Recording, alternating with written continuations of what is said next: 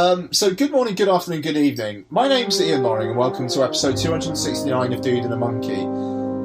I drink on the podcast. I don't drink that much, really, in real life. I actually don't. I see this as having a conversation with friends, whereas my co-hosts by the names of...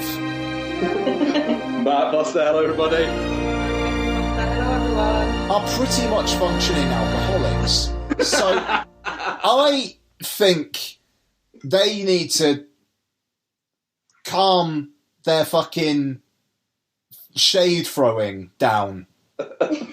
Just a Susan. No, I was saying it. I said to Mark earlier, I'm going to have a glass of wine while we podcast and follow the Ian Loring code of podcasting. And are you? Honour. Are you having wine? I am having wine. There you go. And is Mark drinking? No. I'm drinking Pepsi, I don't drink at home.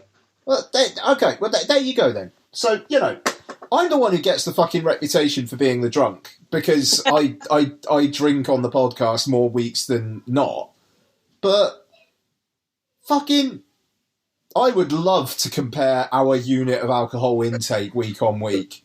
I fucking wouldn't. It's been quite high this last week, I'm not going to lie. I literally last night before we went for a beer, before we actually went in for a beer, I actually turned around to Becky and went, I actually feel like I'm about to be more relaxed in about 10 minutes after I've had a beer. You've had a rough week, haven't you? Yes. No, I mean, don't get me wrong. You guys work very, very, very, very hard, and it's... it was just the shade throwing from Becky there. That's all. That's all. It was a C. I'm not that bad.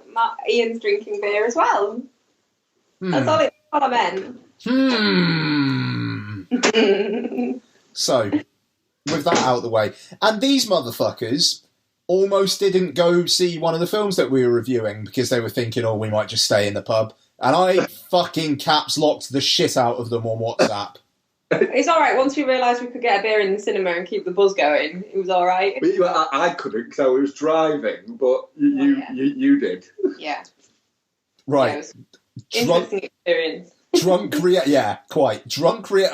drinking reaction to that film is going to be something. Right. So, I wonder if people can guess which film I'm referring to there, because it could kind of apply to a couple of them, I think. So. Busy week this week. We are going to review... I suppose the main review is probably going to be Spike Lee's BlacKkKlansman. Even though I'm 10 days removed from it. So, again, that might be a bit... I don't know. I think it will be okay. We're also going to review... instead of Slender Man, Becky's going to talk about Slender Man, but in all honesty, the times around here were not really conducive to me having... a good time with seeing it and getting to bed at a decent hour, which is something I try to do, unlike my alcoholic co-hosts. Sorry, I'm going to stop that. Fine with it. Well, fair enough. So we're going to talk about the director of Muppet Christmas Carol's new film, The Happytime Murders. And we're going to do... Sorry? That's bonkers that he directed that and then that. We'll get to it. Treasure Island as well? Yeah, he did, yeah. Did. It's alright, is that? Not as good as Christmas Carol. Mm-hmm. Well, it's all... We're only a few months away from actually legitimately being able to watch Muppet Christmas Carol. I'm really looking forward to that. Wait. Christmas movies all through December. Can't fucking wait. Mm-hmm. I'm looking forward to Netflix's sequel to A Christmas Prince as well. Oh dear. Donna and I had a very, very entertaining, I think, hungover Sunday afternoon watching that film, actually. And, 4K and hopefully Dolby Atmos. What, if you haven't sold it again by then? Fuck you. I'm enjoying it. It sounds like the noise is everywhere. I just need to sell it. I'll get a PS4. Fuck you. You're right.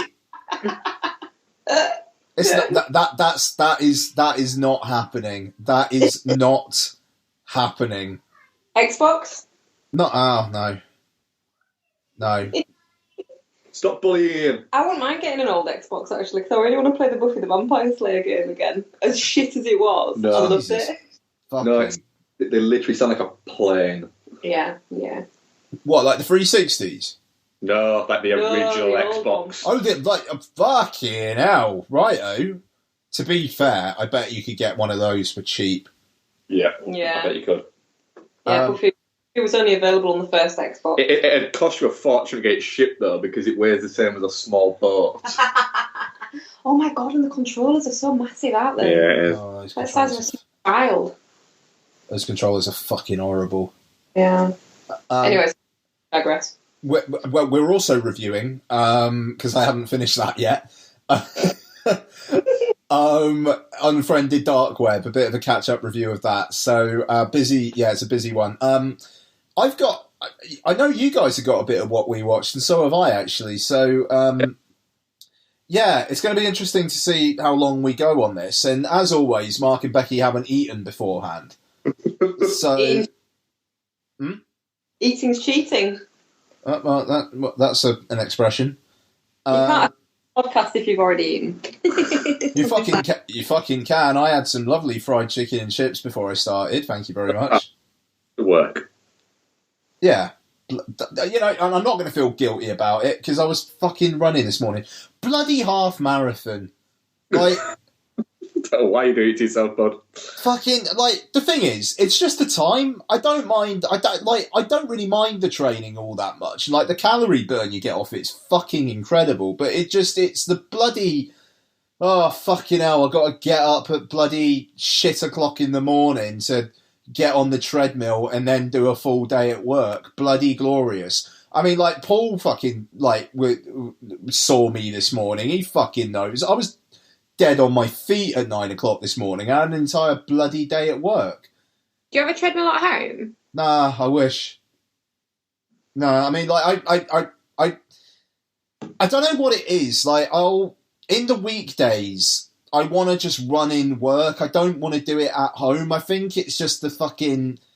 I wanted, like, but when I'm home in the evening, I want to know, right, that's it, I'm done on a weekday. The weekend isn't so much of a problem, but the weekday, I've got to fucking do a run, like, in the gym at work, before or after work. I wish we had a gym at work. It's pretty rad. Like, literally, I paid, like, £7 just to be shown around it, and then you get given a fucking pass, and that's it. Nice. That's amazing. I mean, the equipment's pretty fucking bare bones, but you know, I'm not complaining. Right, so why does this look?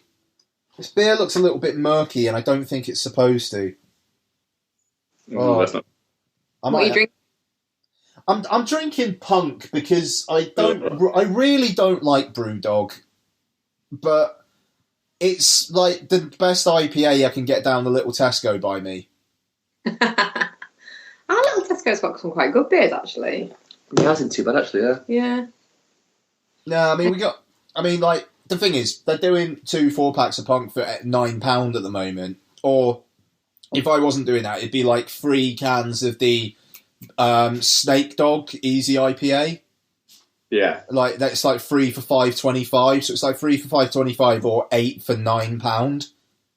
Yeah, that makes more sense, to be fair. You know, so, yeah, don't like BrewDog. I'm a fucking shareholder and I don't like him, because I'm a dick. And yeah, you know, just slight mini tangent. I think Mark knows what I'm about to say here. Yeah. BrewDog have just launched a subscription fucking TV channel in the US. BrewDog. Yeah. What? Like, where it's like programs that they are having made about beer and food, and they've commissioned a quiz where I think it's like drunk people trying to do a quiz show or something. And then they just brought in a load of programming as well. And it's like, fuck off. Yeah. Stay in your lane, BrewDog. Yeah, just, you know, I mean, because I know Noel's probably nodding vigorously now, but it's just like, for fucking... This bloody indie punk, look at us, how rebellious we are. but we're also going to sue the shit out of bars and pubs that threaten to do anything that even slightly tangentially is like any of our IP, even though when the Elvis estate threatened to sue, we were all, why you do, like, don't harsh my buzz, bro, about it. It just, nah. Yeah. Nah. Yeah. Bunch of fucking fake fucking dickheads using big corporate money to fucking pretend that they're punks. They're basically a Nickelback of beers. But you know what? I don't like Brett Ratner, and I still watch his films, even though he probably won't make that many films now. He's been fucking Me Too'd. He's a wrong one. Actually, that was a really bad example. That was a terrible example of him. Like, literally, as I was saying, it was like, yeah, but hang on a second, he got caught up in Me Too. Yeah. I need... like, who's a fuck... Like... Which Brett Ratner film you want to watch? I'm going to watch all of them now. No. Like... Anyway, I don't know. I was trying to think of an example there, but never mind. Right. Should we do some trailers? Yes. What trailers we got? Ooh, what have we watched? The second trailer for The Old Man and the Gun. Good old David Lowery. Your boy David Lowery. I'm very, very, very, very up for this. Yeah. You know, and it's Netflix, isn't it? No, it's Fox Searchlight. The Fox Searchlight. Mm-hmm. Who sees the Netflix one? No, it's the new Jeremy Saulnier one is the Netflix one, isn't it? Mm-hmm. That's right. Yeah. Although, yeah, I'm very much looking forward to this. It's stylish as fuck without being hyper stylized. Is what I would say. It looks very gentle and lovely. It's just toddling around, nicely robbing people. Yeah. Not in a violent way. Sissy SpaceX there, and it's obviously going to be like a bit of a romantic sort of side story, and it just looks lovely. I just get the feeling that it's going to be a really nice film with a really horrible gut punch in it, but maybe even a really nice ending. It's such an interesting filmmaker. I think it's going to be a really nice film, apart from the one scene of just intense deep dicking. Like, Redford and Spacek just fucking going for it. Hammer and tongs. Like, just, it's going to be rated 12A, because the BBFC are going to be like, it's Robert Redford and Sissy Spacek. Fucking everyone needs to see this. It's educational. Yeah, but I'm up for it. Are you up for it, Ian? Like, literally, I wanna become the head of Rhonda Cannon Taft Council just so I can overturn that certificate.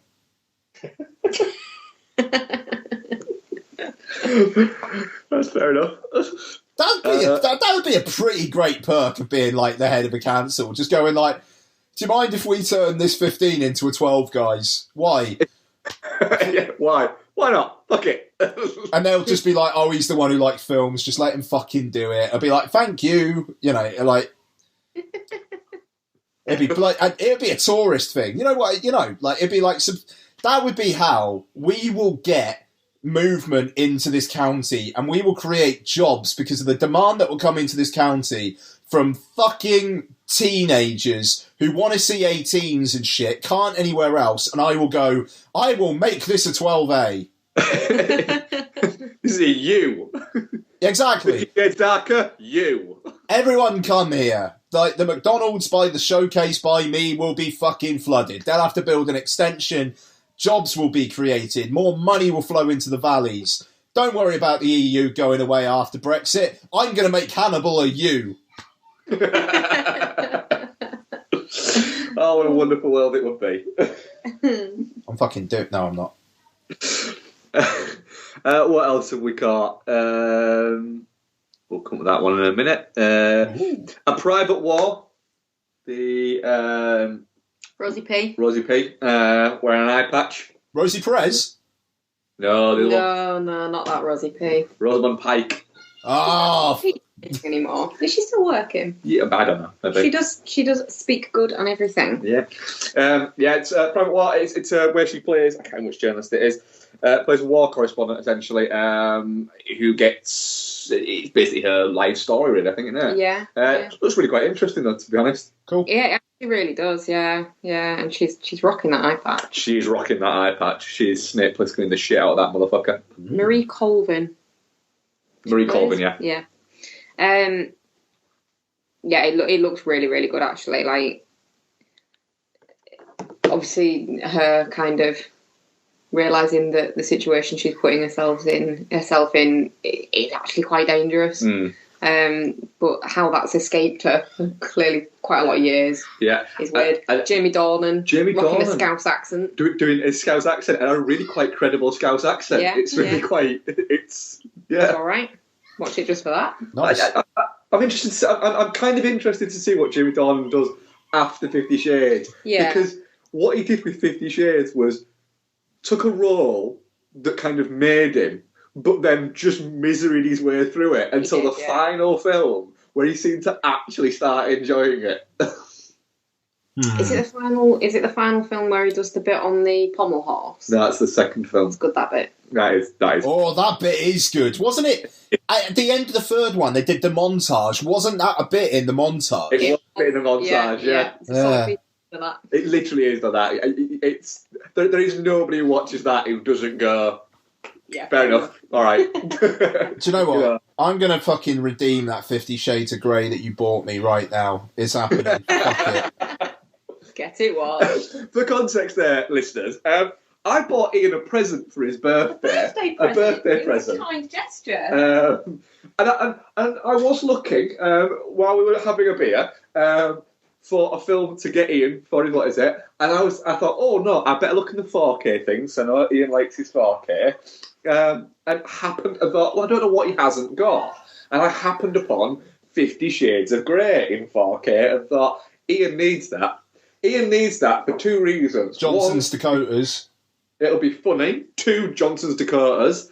And 3, I know that at some point Ian will get slightly tipsy and buy the other ones. No, I won't. 99 or $3.99. Or I will get slightly tipsy and buy Ian the other ones because they'll be $3.99. Do we have them all? Yes. Yes.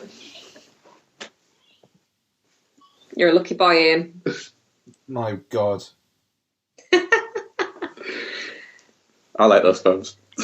I think the first one's actually a genuinely really interesting film, and Johnson's Dakotas. Yeah. I think the second and the third are better.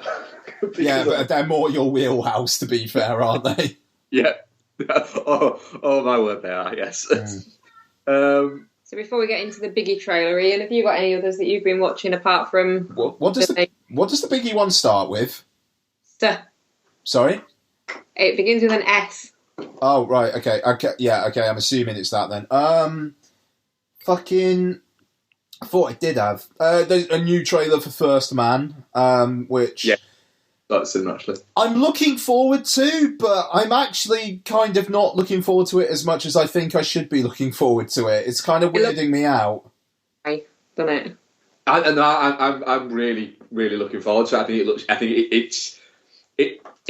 I think watching the trailer made me actually go, hang on a minute, I don't think we appreciate the actual achievement of getting to the fucking moon enough. It's done on a soundstage, wasn't it? Don't be a dick. But yeah, and this film is basically going to show you it, and I think that's pretty damn cool. But yeah, you're right. You should be a little bit more excited than this. What your reaction to the past 2 Damien Chazelle movies? Yeah, quite. Yeah, I just like the thing is the last 2 are such 5-star bangers for me that even if this one's a 4-star, I'm going to be disappointed.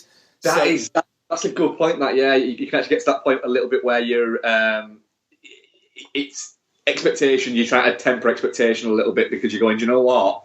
At some point, he's going to deliver something that isn't exceptional.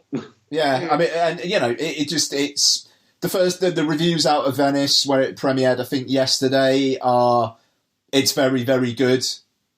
That's kind of about it. So it's like, which is fine. I'll take very, very good. I'd be a dick if I didn't. The thing is, I never really trust film festival reviews just because I don't know. They always seem to. People can be a bit miserly. They seem weighted towards.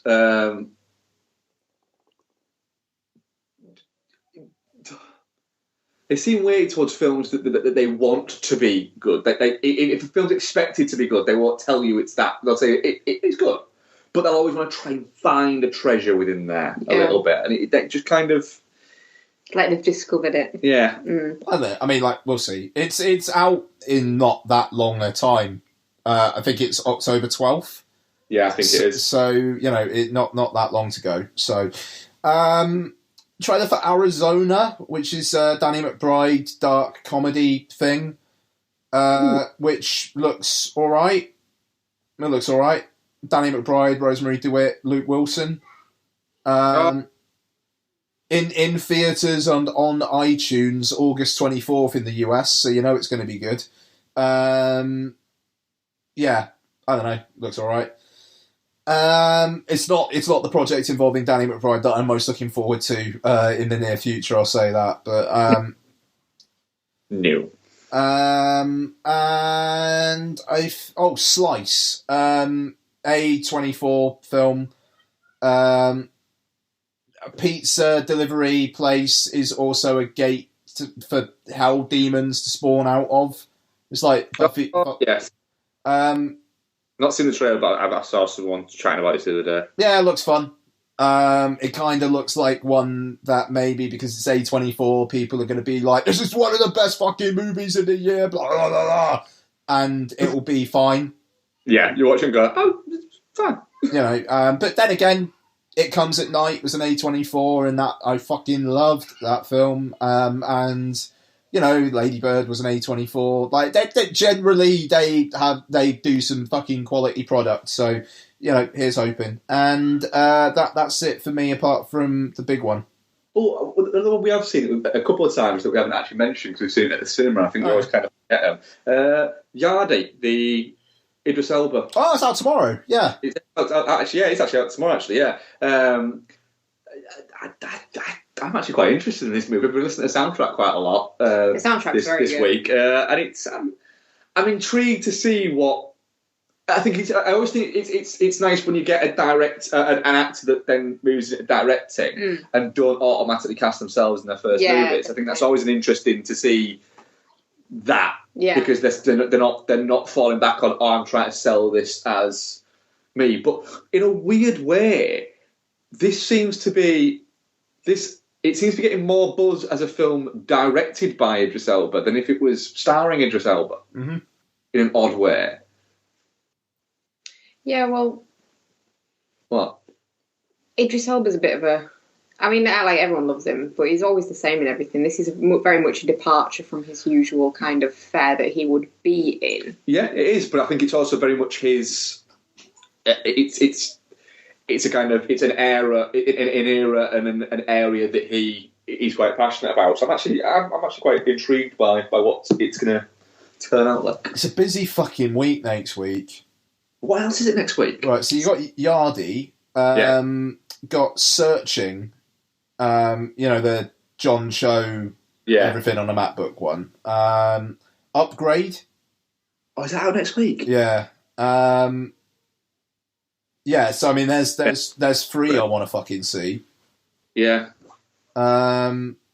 We might not be able to do a 3 cinema trip. No, it's fine. I know you guys can't do it every week. I mean, I can't do it every week for fuck's sake. But I suppose if we were to do 2, what's the choices out of Yardy, Searching, and Upgrade? Searching. You want to see Searching? Yeah. I'm not actually. I'm happy to see any 2 of the 3 of them. To be honest. We've got to feel on that one. I mean, you guys sound pretty into Yardy. I probably won't go. Probably go for Upgrade over Yardy, though. To be honest. Oh, really? Yeah, Upgrade has got really good reviews on it. What are you thinking, Becky? Well, like I said, I probably won't go if you go to see Yardy. It's not. It doesn't interest me really. Oh, fine. All right. Well, what about Upgrade? Any interest in that? Yeah, I'm alright with that. It's got Logan Marshall Green or whatever it's called in it, hasn't it? Yeah. He's very. So. Cool. All right. So, I don't know. Advertisement for next week. Then it looks like it's going to be Searching and Upgrade. But yeah, Biggie then. So Yeah, am I right? Yeah, that's it. Yeah, okay, so new trailer for Suspiria. Did you guys see the scene that Amazon put up as well on YouTube? No. I thought I fucking sent that in the WhatsApp. Might have done, but I think it was while I was in a bit of a busy... Oh, okay. I caught it and then thought, well, I better go back to that and then... During your 4 days of 12-hour days period. Yes. Now, I've got to say, my expectations are being tempered slightly because there is some word in the wind about the film. Yeah. I'll say. But it premieres at Venice on Saturday night, so there'll probably be some more word coming out soon. But yeah, it just looks fucking brilliant. I am really looking forward to it. But also, the 2.5 hours is starting to worry me. That's the bit that really, really worries me. Is it's 2.5 hours long. But a long film, if it uses the time as it should do, there's nothing wrong with that. That's fine, right? But the original Suspiria was 98 minutes long. It moves along at a fair clip, does Suspiria, though. Yeah. But my worry is this really isn't going to move along at a fair zip. This is it's like what? What is that? 50 minutes longer? But you get a feeling from the trailer that it's going to be very much focusing on like building atmosphere and like the dread of things happening rather than just things. Yeah, that's fine. And the thing is, I'm looking forward to it. It's just any film that is 2.5 hours long, you do look at it and go, that's a long time. And to be honest, that I think has put off cinemas a little bit. Mm. I mean, like, to be fair, did we talk about the fact that it was picked up by Mubi on the show? I think we did briefly, last week. Yeah, I mean, it's that really, really, really, really concerns me. Or at least that it's going to be very, very, very art house. And I really hope if it is very, very, very art house, it also remembers to be very, very, very horror. Yeah. Which it looks like it is going to. Yeah. So, you know, like, who's to say? But yeah, I'm gonna pay for a ticket to see this at LFF because I don't know when the press screening is yet, and that's gonna come out by the time that comes out, I would have had to have booked my holiday off work by then. So I'm buying a ticket to see it, and I really, really, really hope I'm not let down. Like, just because of the fact that God knows how much that ticket's going to cost. Yeah. Like, but so yeah, we'll see. But I don't know whether you want it, but you're probably going to have to see my reaction somewhere on Twitter or wherever the fuck. So yeah, you'll get that. Fucking shit, man. Suspiria remake and the new Halloween in the same week now. Fuck. Mental, innit? Oh, fuck. That's bad. Oh, my God. Yeah, but what do you guys think of the trailer? I honestly, I like the fact that it doesn't feel like it's trying to ape the original. Like, it looks like its own thing. Like, it's obviously still going with the same premise, but the story seems like it's going to be quite different. And the imagery and the colour palette and the music and everything it's not just trying to copy the original and just be a... Yeah, which is a good point because, you know, this remake has been mooted for a number of years, and I think some of the previous directors that they've had attached to it would have just gone for a straight-up remake, where... I think if you're going to remake something as iconic as Suspiria is within the circles that it's popular in, you have to bring something new to the table, and it looks like it's going to do that. Yeah. I still remain cautious, but... Yeah. But yeah. But I feel from seeing that new trailer, because obviously there was the teaser one there a while back and it didn't give you very much. And I was looking forward to it after that. But after this, I feel more comfortably looking forward to it. Like, all right, okay, yeah, well, it's going to be fine. Yeah. The old guy's totally Tilda Swinton, by the way. Totally Tilda Swinton, yeah, without question. They don't put his name in the fucking trailer unless it's like they want to like promote the mystery of who is Lutz Ebersdorf. Yeah, exactly. So yeah, it's Tilda Swinton. There's even a shot where you look at it in the trailer and go, yeah, that's Tilda Swinton.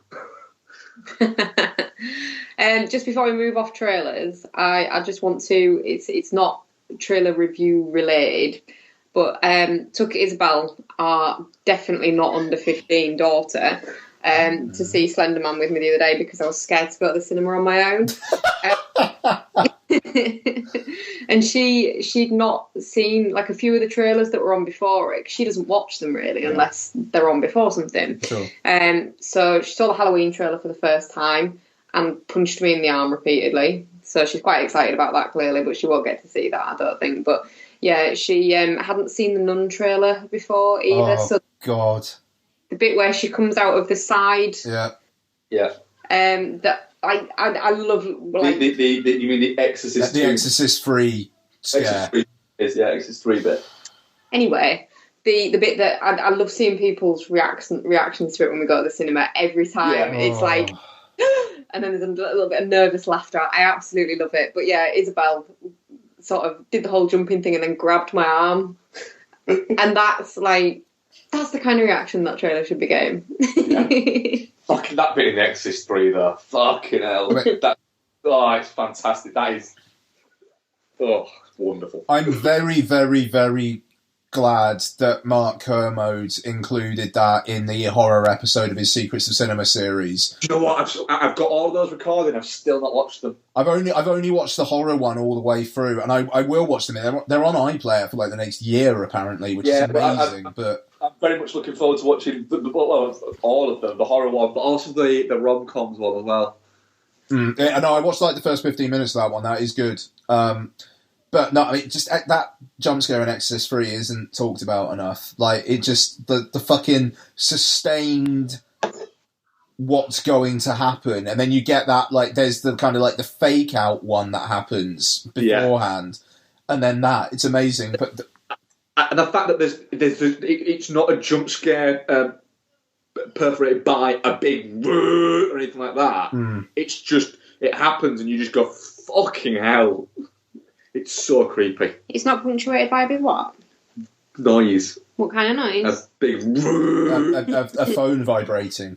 Yes, a phone vibrating on a table. The Inception noise. Yes. Fucking... I think I'm going to have to take some beers in with me for the Nun. Why? You'll be fine. I know, I genuinely have not been as nervous about going to the cinema to watch a film in I don't know how long. Like, because that trailer is fucking ace. It is good. And the Nun in The Conjuring 2 is fucking terrifying. And I'm gonna rewatch Conjuring 2 next week. And I'm really edgy about fucking watching it because of the Nun. Yeah, that I remember when we reviewed it. That properly shit you up, didn't it? Oh, I fucking hate it. Like, she's just fucking evil. I have a proposal actually to put forward. Oh God. Well, so we did the poll, and the Conjuring won. Yes. Well, you seemed a touch disappointed that the Conjuring had won, and I was going to propose that we do all four. Oh, Jesus wept. Actually, maybe yeah. not all 1 week, but maybe Conjuring 2 this week, and then Annabelle Creation week after, and then we're at the Nun, aren't we? We would be, yeah. Yeah. Well, it would be Annabelle and Annabelle Creation would be reviewed the same week as the Nun. Yeah. Yeah. Well, I mean, we could do that, or we literally could just do a Nothing But Conjuring Universe episode. We could do, yeah. I'd be alright with that. I'm fine with that. Let's do that. Yeah, let's do that then. It's just you seemed a little bit like shit. I really wanted Annabelle to win. It was just like I was kind of like I was just kind of surprised. So I mean, like for those who don't know, we put out a Twitter poll a few days ago, basically saying that we were going to review one film, which we're completely backtracking on now. But that's fine because you don't pay for this. All of them. Yeah, all of them now. Yeah. Everyone who voted is happy. We're still reviewing that one. Yeah. Well, we'll do that as the bigger one. Well, and that one's the one that really matters because it's in 4K on iTunes. Actually, Annabelle Creation is as well. Oh, that's going to be fun. 4K. I've actually not seen Annabelle Creation. Oh, that's good. It is actually really quite good, actually. I enjoyed Annabelle Creation. Yeah, that was my birthday film last year. That was a treat. Yeah. I think the reason I wasn't fussed for that one when you went to the cinema to see it to review it was that I really didn't like Annabelle. Well, we give Annabelle another go, don't we? Yeah. So it's interesting to revisit stuff you didn't like and then be surprised.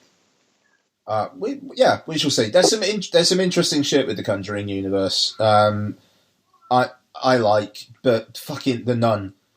Like, I'm going to go see that thing in Dolby Atmos as well, just to really, really get that last bit of shit out of my sphincter. I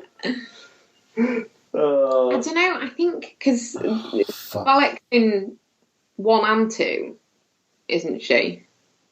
The Nun. Isn't she just in 2? Is she just in 2? I think, yeah. I think the other dude's scarier. What other dude? The one with the song. Oh, the fucking... What's the critic? The guy from The Conjuring 2? Or... Yeah, good man, that's it, yeah. Man, yeah, I think he's that scary. Yeah, but I don't think Alex that scary. She is. Oh. Shall I just go... Do you know why Valak's scarier, Becky? Right? Catholic guilt? Literally that. Catholic guilt. That is why Valak's scarier. Nice.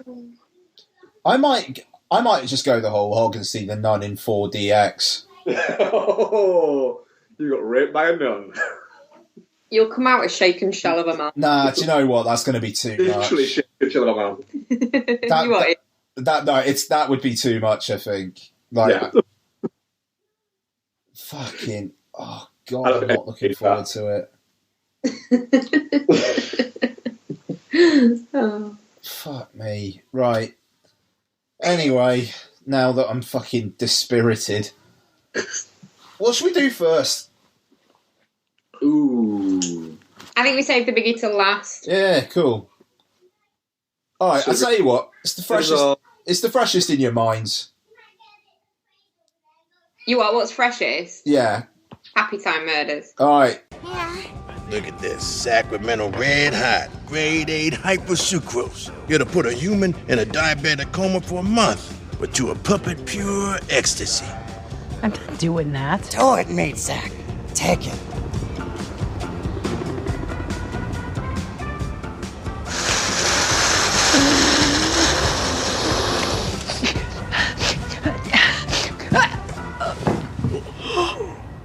Oh, sorry about your dead human friend, Phillips. Wait for it.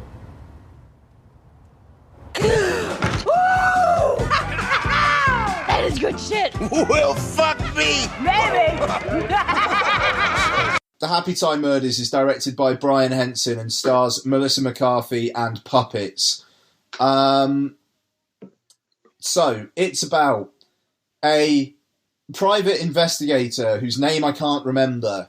Phil Phillips, that was it, yeah. I quite enjoyed that. Who's an ex-cop who's become a private investigator, and he's given a job to track down someone blackmailing a sex-addicted other puppet. While there, while investigating it, it somehow sparks a chain of murders associated to the Happytime Gang, an old TV show, and Phil has to team up with his ex-human partner, played by Melissa McCarthy, who's either an ex-human or his ex-partner who is human, you be the judge, to track down what the fuck is actually going on. So, the Happytime Murders. I was looking forward to this because I like a haunted house too. Mark and Becky were more ambivalent, but they agreed to go to the cinema to see it. I didn't force them. They are adults who can make up their own minds. Let's be honest, though, you did force us to go to the cinema last night. Yeah, but that wasn't for the Happytime Murders. No, it wasn't. Happytime Murders was 5:45 tonight. And actually, you really wanted to see it. Yeah, no, I did. But Okay. yeah. All right. The thing is, you could have just drunk. I would have been a bit disappointed because I really want to fucking talk about Unfriended, but I'm glad that you went. Anyway, the Happytime Murders. Are you glad you went? Who wants to start? I'll go. I honestly really, really enjoyed it. Mm. I was really reticent about it because it looked from the trailer like it was going to be very, very crass. And there's only so much of that I can take. I said to you on the phone yesterday, didn't I, that I was worried it was just going to turn out to be another fucking sausage party. Oh yeah. Where you take what could be quite an interesting, funny premise and then just fuck it up. And I think maybe because I was worried about that, the direction it actually went in made me enjoy it more because my expectations were tempered. But I really enjoyed it. Like, as a detective story, it was really interesting. I thought Maya Rudolph was great in it as Bubbles. I thought Melissa McCarthy was really, really good in it. Yeah, I loved it. Yeah. Yeah, that's fair play. Okay, Mark. I'm the same. Yeah, Okay. I really enjoyed it. It was. I knew I was going to enjoy it. Literally after a minute, where there was I don't even think it was a joke happened. Was this when you got the giggles? But I got the giggles literally in the first minute, and nobody else was laughing. Like, What bit? at all. You know, the old guy and the kids take his eye out. Oh yeah. And he's dancing and all that lot. Well, as Phil Phillips is going into his offices, the old guy says a line where he says, "My wife's dead." And for some that's reason, right. It killed me. Yeah. And I was having to kind of like, because nobody else even chuckled or anything like that, and we were in an audience that was actually laughing quite a bit. Yeah. But nobody else chuckled or anything, and I got a little pang of the giggles, and then from there I thought, do you know what? I think I'm going to be fine with this. I think why it was good. The puppets feel not so much like the side characters and stuff, but like Phil Phillips. I'm never going to tire of saying that name. He feels really fleshed out. He feels like a proper character, not like the worry obviously with something like this. I mean, which shouldn't be a worry when it's the guy who directed Muppet Christmas Carol and stuff like that, and it's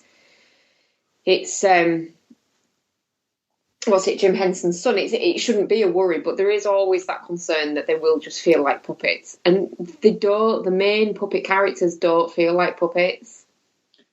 No, I think that was it. Do you know what I liked about it? What? It's a lot of it's set at daytime, which makes no sense whatsoever. But it was quite a light movie, which I think added to its kind of breeziness. It didn't try and go for the noir detective thing. It very much went for just being a black comedy. And I dug that vibe about it. Ian, what were you thinking of it? I think you were a little bit more lukewarm. Yeah. I mean, I was kind of disappointed, to be honest. There were moments in it which I thought were fucking amazing, like the bit in the pawn shop where like they're watching the thing of just like the fucking like fire dog, like it's spanking the guy on the bed. That was fucking amazing. And fire hydrant. Oh my god! And just the bit in the fucking strip joint where Elizabeth Banks is shredding those carrots and like the rabbits are just like, yeah, make it rain, just the tip.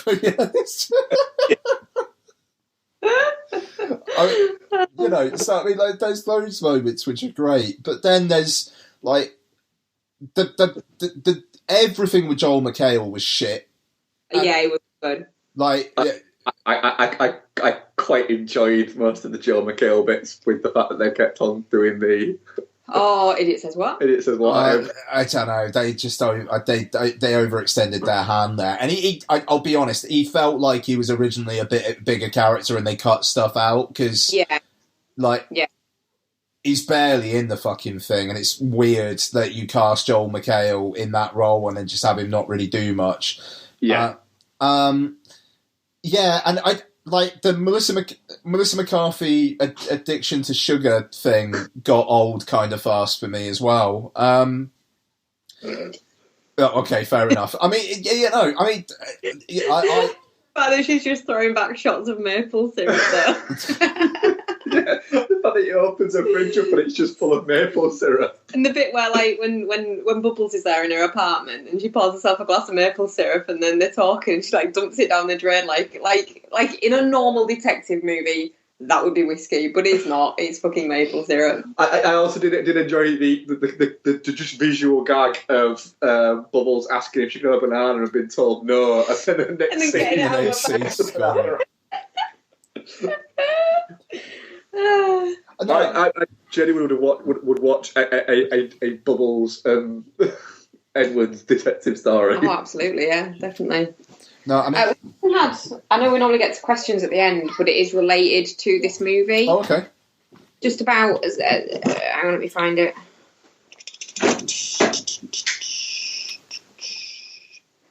Bloody hell, where's it gone?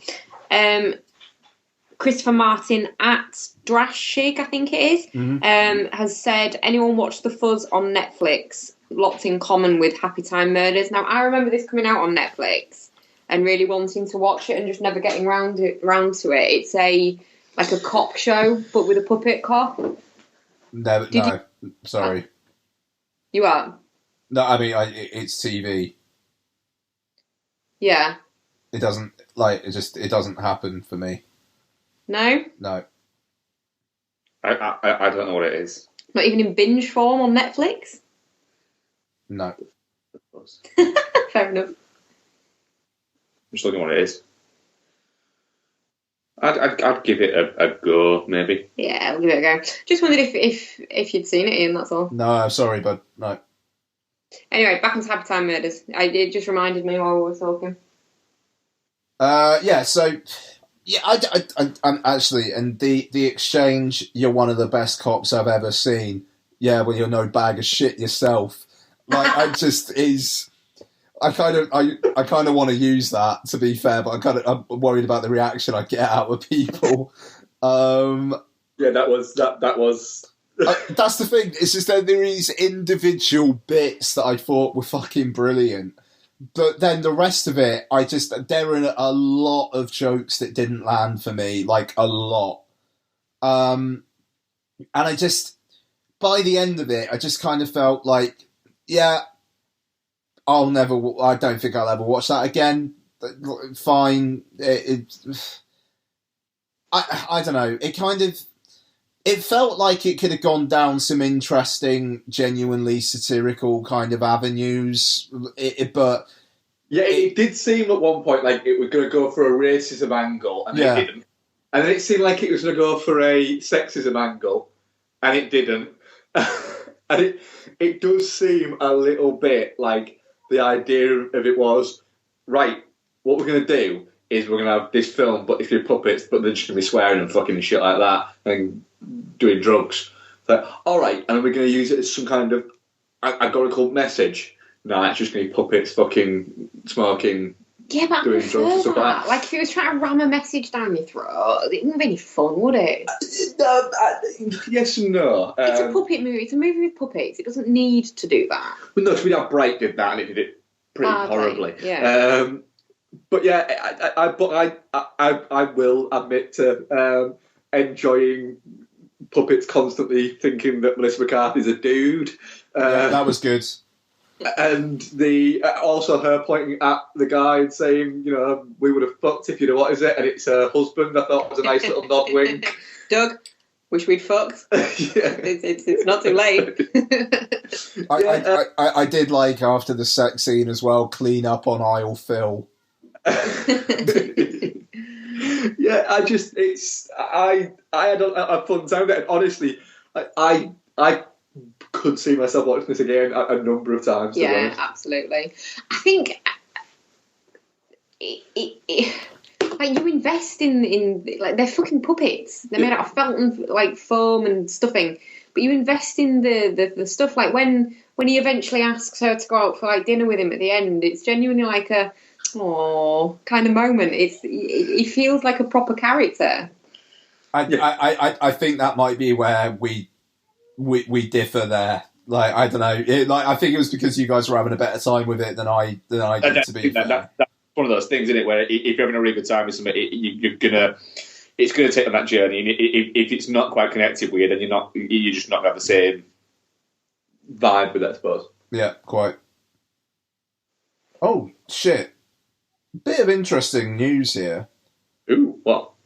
Woody Allen's latest film, Rainy Day, has been shelved indefinitely by Amazon.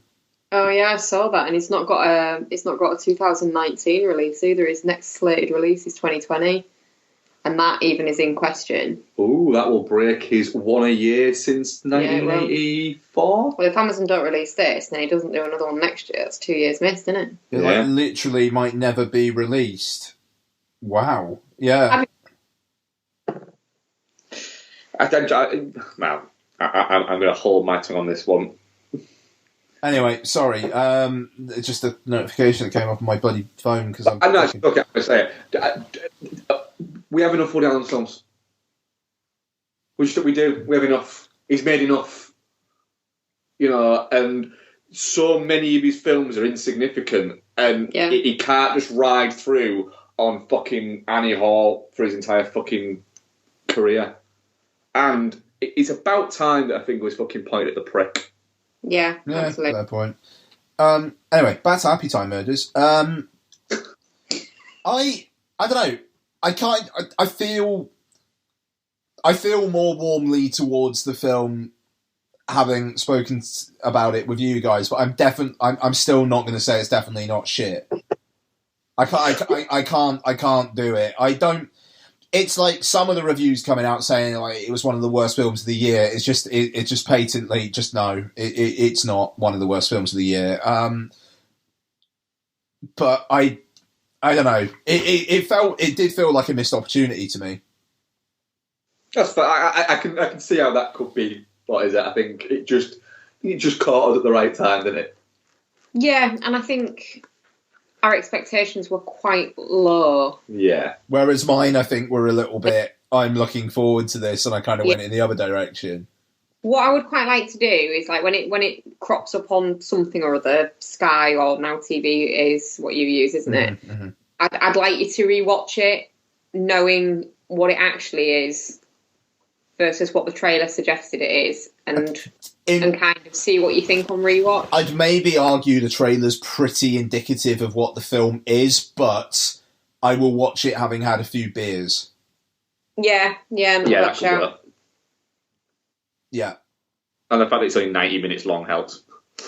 Oh, for sure. But yeah, I'm definitely not shit on it. Yeah, definitely not shit for me. Very good. Very good.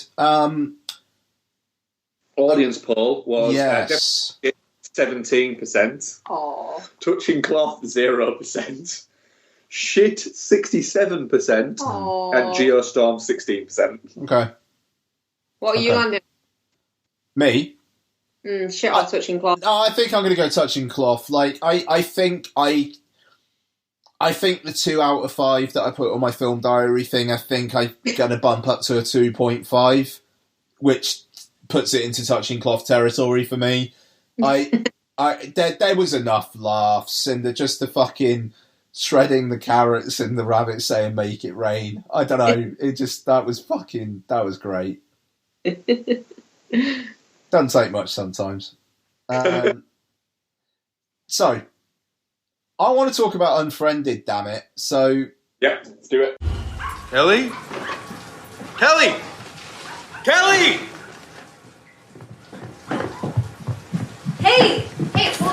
second. Hello? Yeah, we did. Okay.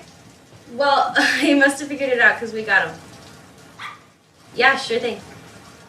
Thanks. Sorry, that was the pizza place. I guess the driver called, couldn't figure out where we were or something. I don't know. Hi. Is Amaya with you right now? No. I mean, I just got in. And I think Amaya's in the shower. You could possibly get it for me right now? Wow. Wait. Okay. Hello? Are you there? I can hear you. Are you still Kelly, there? I can't see you. I can't see you. Where'd you go? Yeah. Is that on your end or? No, I think it's my end. Yeah, sorry. Hold on.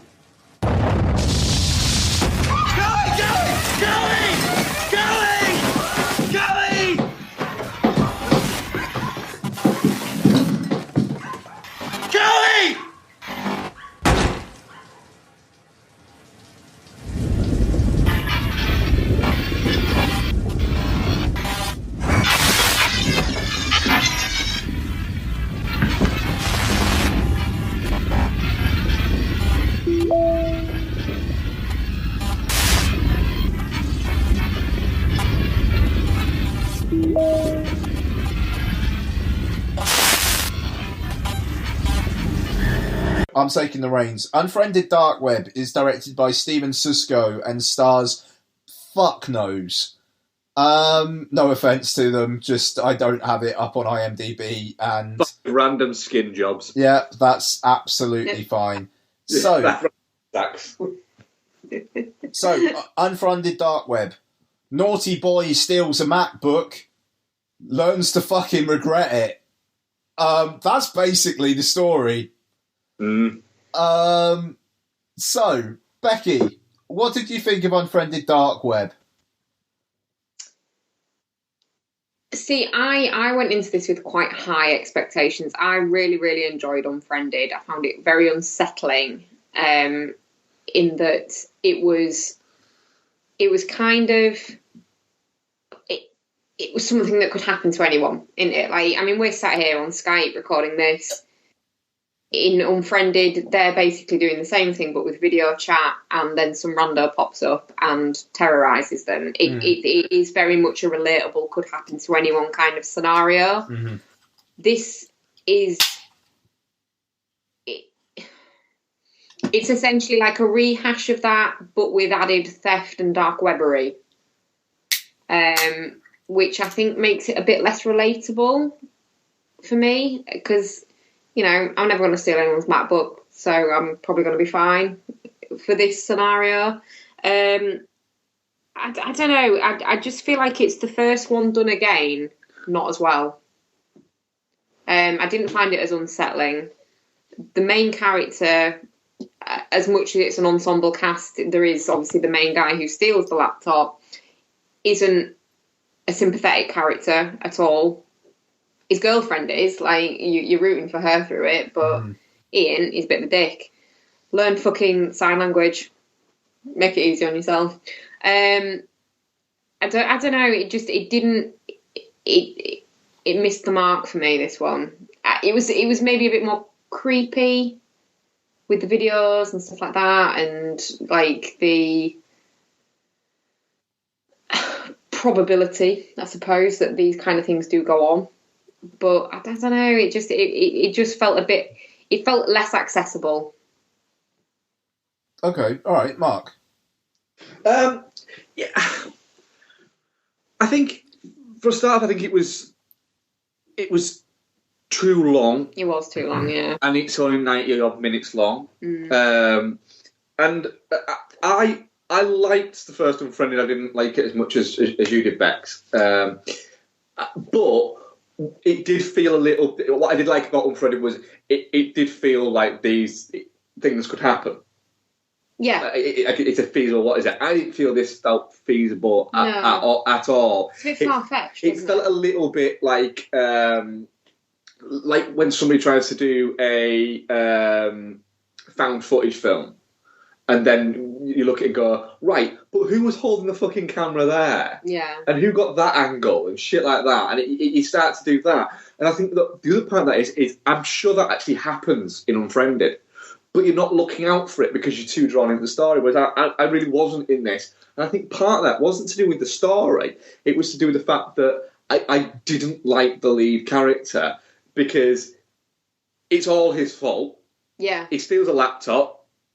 And like Beck says, instead of just taking the time to learn sign language, this girl that he loves so much that he's willing to let all his friends die for her, instead he plows all his time into making a fucking app. Which is useless to her, to talk back to. Which is shit, because she can already fucking sign. Yeah. And it's just... And so that led me to go, right, well, yeah, he probably does really love her and all this slot, but it's more in a, I've seen myself... And I'm like a fucking 7, and she's like a banging fucking 8.5, 9, and I'm not going to get another chance at this. And part of that is because she's deaf. And that's a horrible thing, but I'm saying what the lead character is. Yeah. And he can't even be asked to fucking learn sign language. Mm. It just... he annoys me, but there is some really fucking creepy bits in it. Yeah, there is. And that was quite good. And the bits, as you're seeing it building... that's a different bit. Mm-hmm. You're seeing it building in front of them. Mm. They grab you, but I think the bits where it kind of tries to give you a break a little bit, it was like, no, do you know what? It's all supposed to be happening on a screen. Don't give me a fucking break. If you're going to go relentless, go relentless. Don't give me a break, because I don't want a break. And I think the first one does that more. It is all via screen, isn't it? One thing I will say about it is... I will rewatch this when it comes out to be able to watch at home, because I don't think it really works as a cinema experience, because when there's loads of stuff going on the screen and there's people typing and stuff, you find yourself like struggling to looking around for it. There's bits going on in different areas of the screen. It's too small. If you're sat at the back of a cinema, it's too small to read easily. Mm. And you know, they should have anticipated that. What were your thoughts, Ian? Okay, so this film weirded me the fuck out. I was really, really creeped out by it, to be honest. The thing is, you guys, it was interesting you guys were saying that it didn't, a lot of it didn't feel plausible, but it's... Do you know what the concept of swatting is? No, yeah, maybe, but I don't know. Oh, is that the thing where, like on online gaming, they can kind of call loads of people down on certain players to go and like get them? Oh, well, no, maybe there's a gaming thing to it, but basically, it's where people like you will call bomb threats in and basically saying it's the YouTuber. And then they watch as, like, the fucking police or SWAT teams or whatever come round. And it's like people have, at the very least, actually been, like, fucking shot. If not killed. That one recently was because someone took exception to, I think it was on, like, an online Call of Duty or something like that. And someone fucked up a campaign. So they called in a bomb threat on the guy. Looked up his IP address, called in a bomb threat. Yeah, there you go. And he ended up getting shot. Yeah. So I remember reading about it. Yeah, that bit actually was really interesting where they did that with AJ. Yeah, that interestingly done actually. That was good. And like that was the bit where I was saying where it's building. That was the bit I was referencing. Yeah. And like that bit, it just because that's the thing, like, I'd heard about that, so I was kind of, like, piecing it together, like, shit, they're taking bits of what he's saying on you, oh, no, and it was just, like, the waiting for it to happen, which usually in a horror film or a thriller is not that great, but just the knowing it's going to end fucking horrifically. Yeah, absolutely. You know, the shot of where they're circling the shotgun sound thing. Yeah. Circling it, and you're thinking they're gonna fucking press it. Yeah. Yeah, it was very clever. So that it just there were things like that, and there were aspects of it which kind of took me out of it. Like, I thought it was interesting that they didn't go in a supernatural direction with this. even though you do have the bits where the bad guys are in frame and it's doing that kind of like distortion effect. That's them editing themselves out of the videos. But it's like, how the fuck are they doing that in real time? I think there is actually a program that can do that. Like, okay, fair enough. If there's something that can actually do that, then all right, fine. I agree with you in the sense that when I said that some of it just felt a little bit implausible, like it couldn't happen. That's the bit I mean. I think there is a software that can do that, but whether or not it can do it in real time seems a little a little fanciful. I just wish they'd gone with the element of him having stolen the laptop. Fucked it for me. If it was his laptop and they'd somehow hacked him, or he had bought it, or he'd bought it second hand off fucking Craigslist or something like that, fine. But the fact that he stole it, kind of, it's all just too convenient. I would wager that I don't think we're supposed to feel that bad for him. I don't think we're supposed to. I think we're supposed to empathise with the fact that he wants to save his girlfriend because his girlfriend is a complete innocent in all of this. But I don't think we are particularly supposed to want to see him get out of it. I agree, because I agree. I didn't once empathise with the guy. As soon as it was clear that he fucking stole the laptop, which, to be fair, is pretty much at the fucking password entry screen at the beginning. Yeah. It's, right, yeah, no, this guy, not good. And, you know, it's a morality tale, like a lot of horror is, isn't it? It's like somebody makes a mistake and they pay for it with their life and maybe the lives of those around them, which is it's a pretty classical thing in horror. And a lot of the time, I don't think you are specifically supposed to empathise with them. Just because they're the lead character in a film doesn't necessarily mean that you have to empathise with them. It's expected, but you don't necessarily have to. Yeah, just because, like you said, just because they're the lead or the central character doesn't mean to say that they're a hero of the piece. Yeah, exactly. And I genuinely, it might help. Again, the Q&A podcast with Jeff Goldsmith, really, really good podcast. I listened to an hour and a half Q&A. Did he used to have one years ago? A different one. Creative screenwriting. That's the one, yeah. Yeah, no, he left that and he started this because he's got his own like iPad magazine now. But yeah, it's like an hour and a half podcast with the writer, director, and the editor, and it's really like that aspect is really interesting because the film is like basically an animated movie, which is really interesting. But yeah, like I didn't get, so maybe it helps that I kind of had that context, but I don't think they meant for him to be particularly empathetic. And I think it's just following that grand tradition, but that might be me spinning because I like the film more than you guys do. If they more traditional horror tropes though, the girlfriend would be a bit more final girl, wouldn't she? She's a complete innocent. She'd have got out. Yeah, I mean, it does. The thing is, in a way, I was glad that they didn't back away from it because that maybe would have felt like a little bit of a cop. Like I liked how grim it was. I liked that the film didn't pull its punches. And I mean, again, this is a Blumhouse thing. In the end of the day, the film had a budget of $1 million. So it was like just from selling it to TV and whatnot, it was going to make its budget back. So it's basically, right, director, screenwriter, you do what the fuck you want to do. You want to make it grim, you make it grim. We will give you that freedom. And they do. If this film had a budget of $10 million, it might look better. It might have some better kills or whatever, but it would probably have a happier ending. And is that really what this story wanted? And I would argue no. It's this fucking depressing, disturbing look at what having a massive online presence can do if someone wants to turn it against you.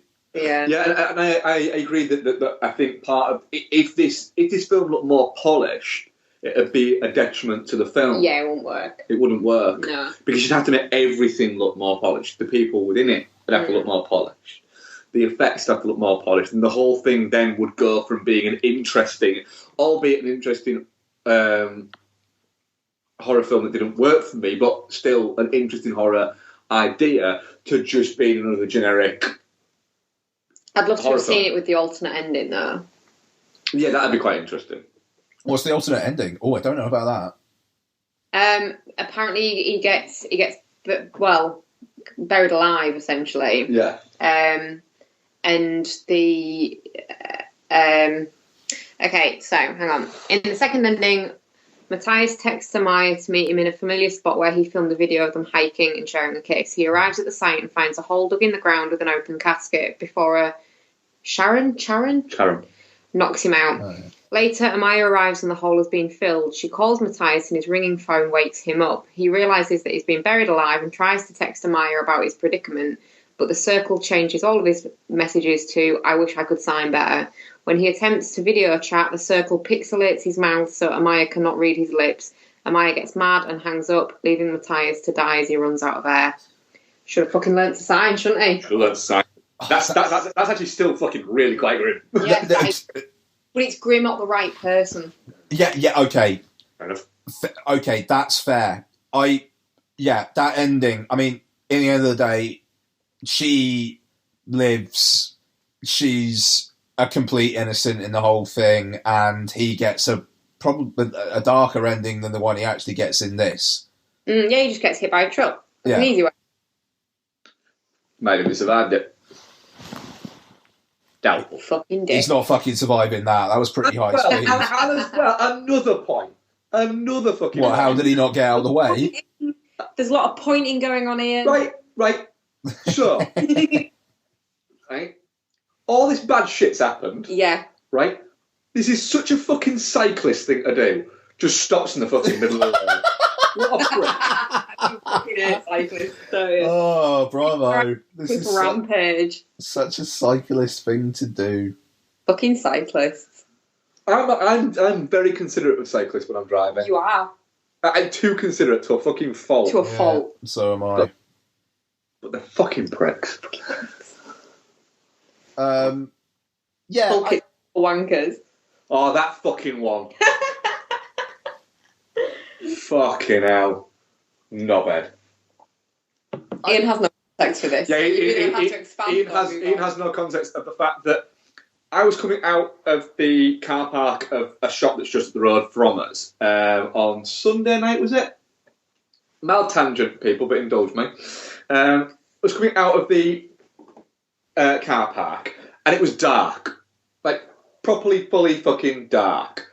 And so, as I went to pull out, a cyclist on the road in full fucking cyclist full kit wanker on his big fucking super lightweight expensive cycling bike went whizzing by the exit for the car park with no lights on.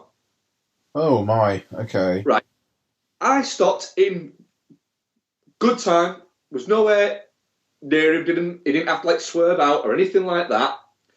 And then I waited a second and then pulled out and went past him as I was going round at a decent distance, and he purposefully swerved towards my car and kicked my car. What? Why? What? Well, that's it. I stopped and asked him why. Yeah, what did he say? So he couldn't get past it. Well, I did. I stopped and blocked the cycle lane so I couldn't get past. Nice. Told me that I'd nearly fucking hit him and that I was a prick and all this. And I said, well, you haven't got any fucking lights. Yeah. You know, you've spent 800 quid on a fucking bike and 200 quid to look like a fucking condom. Nice. And you can't spend 15 quid on a set of fucking lights. And proceeded to then set off and proceeded to drive at 3 miles an hour in front of him for the entire way home. Did you really? I fucking did. Fucking hell, Mark. Bloody hell, man. What? You are being a dick when you want to be, aren't you? I am committed to being a prick when I want to be. Fuck. Okay, fair enough. That's... Yeah. Shouldn't have hit the car, should he? That's impressive. Yes, I have the capacity to be a bit of a dickhead when I want to be. You're very skilled at it, though. I am, yeah. It comes with a when most people have a small inkling that they want people to like them. I just don't have that. No. I don't care. But you can be quite creative in your dickheadedness. It's quite, I'll take that. So anyway, sorry about that, my tangent, but yeah, just reminding me of that. Fucking cyclists. So, I think we're probably about done there. Yeah. Yeah. Cool. So I'm saying definitely not shit. What are you saying?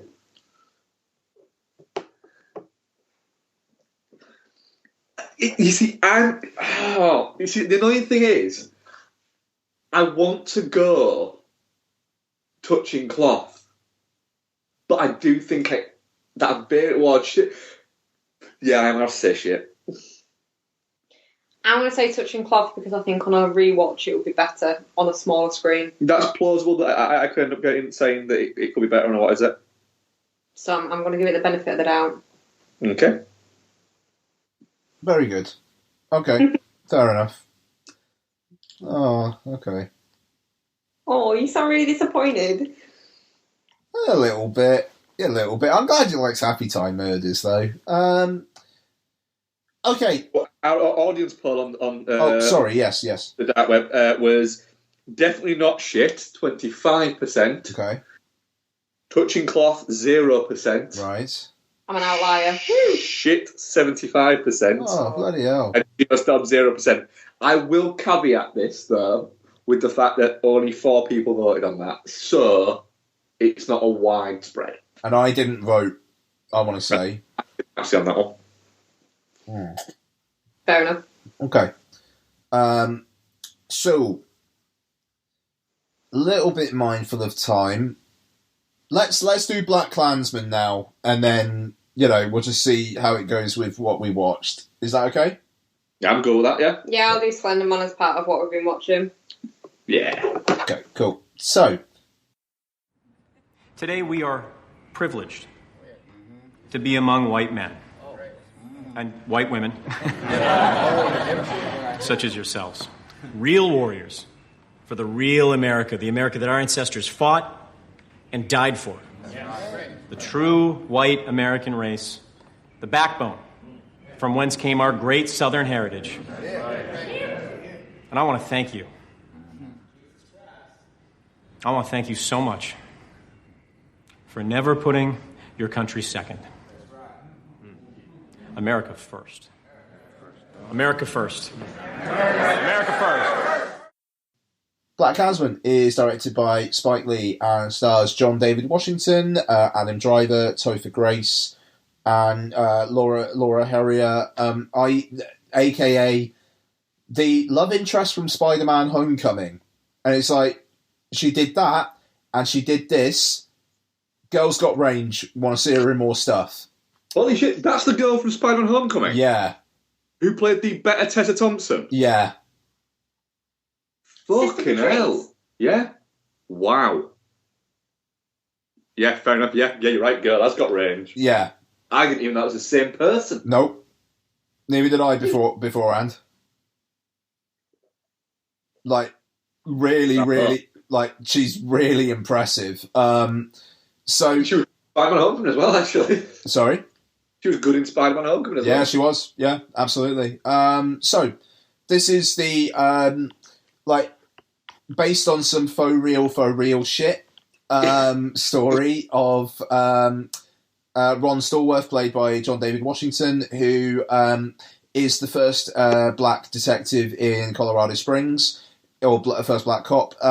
He goes undercover. In the film, he basically one day sees an ad for the Ku Klux Klan and just calls and says, "I'm interested in your organisation." And he has to team up with Flip, played by Adam Driver, to be the face while he's the voice on the phone. And it basically goes all the way to the Grand Wizard himself, David Duke, played by Topher Grace, who becomes friends with Ron Stallworth, essentially. Or I think friends is actually probably appropriate, really. Yeah. So, BlacKkKlansman won the essentially the runners-up prize at Cannes, has been doing well, though Boots Riley, director of Sorry to Bother You, has been very critical of the film and its depiction of the police in it, saying that he feels they're letting the police off too lightly, essentially, and that this film is a fairy tale. Mark, this time, what do you think of BlacKkKlansman? If I see a better movie this year, I will be very, very, very, very surprised. Cool. I think it's... I have a very hit and miss relationship with Spike Lee, which is tinged with a lot of kind of anger and frustration in the fact that he was so fucking good when, you know, he broke onto the scene, you know, in the late 80s and then pursued that through in the early 90s. And he was one of the genuine great new voices in cinema. And then he kind of...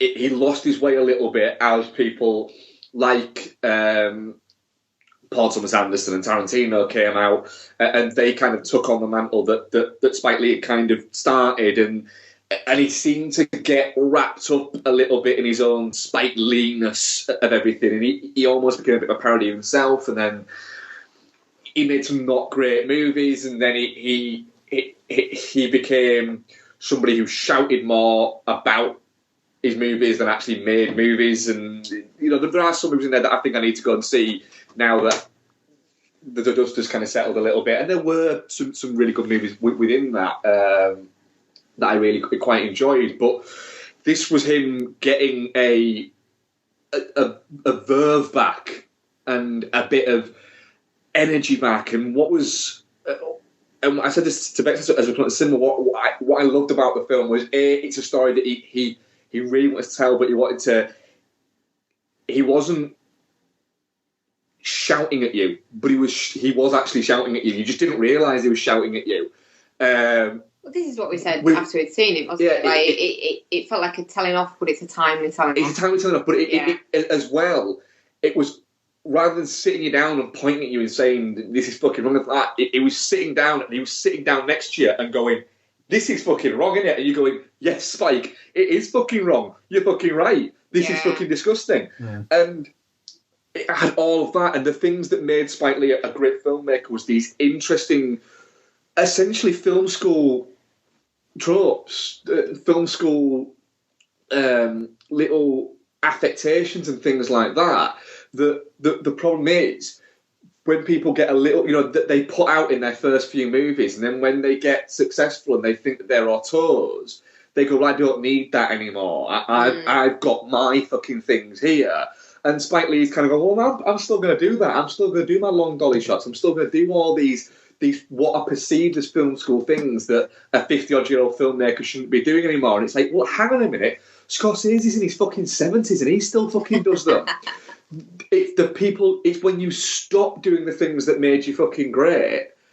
And stop doing the things that make you you. Yeah, and I got the feeling that it had so much fucking energy. It was helped by the fact that it's a fucking great story. It was funny. John David Washington makes me think, why hasn't this guy been acting in movies for a shitload longer? Adam Driver continues to just be great in anything he's in. He's awesome as Flip. In this, and he's fantastic. And then it's funny, but then it's also got scenes that make you go, fucking hell. Yeah. One in particular that absolutely broke me when we were watching it is the bit where they're shooting at the targets, and then he comes in and goes up to them, and they are what they are. It's fucking horrible. I was reading a story about that. I'm pretty sure it was John David Washington had a bit of a problem after that and had a bit of a go at Spike Lee and said, that's too fucking much. That's too far. That's too far. Those fucking targets are too far. You've overstepped the mark there a little bit. And then Spike Lee and the production designer turned around and said, Well, no, because they said you need to. I don't know. You shouldn't have made those. And they said we didn't make them. We bought them on eBay. Jesus fucking Christ! Really? They were bought on eBay. They didn't make them. They're not props. Fucking hell! Really? Yeah, and it was like, fuck off. And like, yeah, and that adding to how good a shot that is. Yeah, fair enough. It's a phenomenal shot. It's a phenomenal shot. It's a phenomenal placement. It's a phenomenal. There's the score that's moving at that bit. And I says a lot. There's bits that take a movie from being really good, and all it takes from a movie to go from being really good to being exceptional is one or two little really moments. Shots, yeah. Little moments, and that is one of those little moments. There's a moment that I'll talk about later on when we get more into it, where I think Spike Lee kind of goes, where you're thinking, all right, cool, that was really good, that was, it's a fun, good movie, and I get the message and everything like that, and then he goes, don't fucking get up yet. Yeah. And then you go, oh, fucking hell. But yeah, sorry, I'll let another person talk. Yeah, well, I think my opinion is very much the same as yours. I think it's an odd combination of funny and harrowing, because you're laughing at the absurdity of these people, but they were perpetuating these horrific crimes against the victims of their ridiculous beliefs. Mm. And, you find yourself sometimes laughing at bits, and then you're like, oh, but shit. This happened. Yeah. And it's the absurdity of it to any, right-minded person is obvious, but they really fucking believe this shit. Mm. And I think, Topher Grace is brilliant as David Duke, but what a fucking arsehole that man must be to actually, perpetuate this whole movement. And I actually find it really kind of really sobering, and I came out of it obviously there's the bit that you alluded to that we'll talk about, but that honestly the ending of it, that those final scenes were awful. To think that because it's weird for us. I think it's weird for our generation to be where we are again. And I said this to you when we came out of the cinema. When we were kind of growing up, racism was very, very frowned upon. Mm. Absolutely, absolutely frowned upon. We didn't get rid of it, but we reduced it significantly. And fucking come back. Vast majority of the people that you spoke to absolutely rejected any kind of racist talk, or even casual racism. You'd call people on it, and it's come back. And I think watching a film like BlacKkKlansman as being our age, we missed it the first time round when it was really bad, and we grew up when it wasn't as bad, and now it's fucking awful again. But we're grown-ups now, and we just look at other people that have grown up within this kind of nice bubble in the middle where racism wasn't really a thing. It still was a thing, but it wasn't as prevalent as it seems to be now. And like I say, it was frowned upon. It was socially unacceptable. It seems to be socially acceptable again now. It seems to be a valid fucking opinion. Yeah. And it's not a protected fucking freedom of speech kind of thing. It's not. It's that fucking ridiculousness of everyone's entitled to their own opinion. No, they're not. Not if that opinion's categorically wrong. No. Not even categorically wrong. Not if it's not a fucking opinion. It's a prejudice. Yeah. So I think it's weird for me, and then to come out of that, to having seen how it was at the time where the film is set and how it is now based on the end scenes, it kind of I felt like sandwiched in the middle of these really fucking awful times. Mm.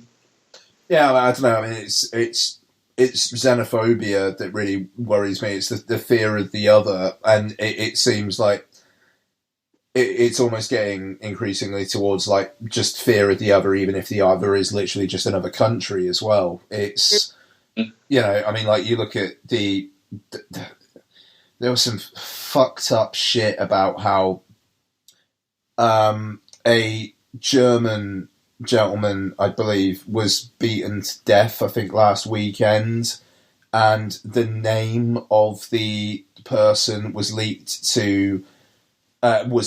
by a far-right group, and apparently the leak came from the police to the far-right group, and it turned out, I believe it was an Islamist person who'd done it, and it just inspired riots. So now there's worries that there is a far-right sector in the German police that's kind of like insidiously in there, and it's just the fact, I don't know, I mean, it's obviously a bigger conversation, but the fact that, and with Brexit and how it seems to be that, like, they're already trying to paint no deal Brexit as being the fault of the others as opposed to the British. Like, we haven't done anything wrong. We're, it's them. They're the ones who are saying that they won't accept these things, and it's just,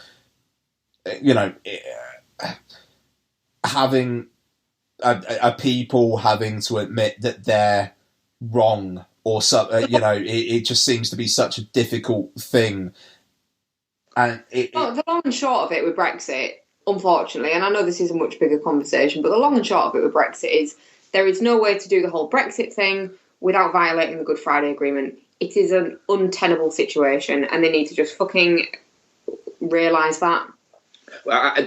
Again, bigger conversation, but our future has been decided by a group of people, inbred toffs, a group of millionaires who have never actually had to properly work in their lives, having a bickering contest in the public domain. I fucking we'll move on in a second, but I fucking hate that the biggest hope for actually having some sort of sensible Brexit at the moment is the fact that Paul Dacre is just left as the editor of the Daily Mail, and a Remain supporting person is coming in and is already looking to soften the tone.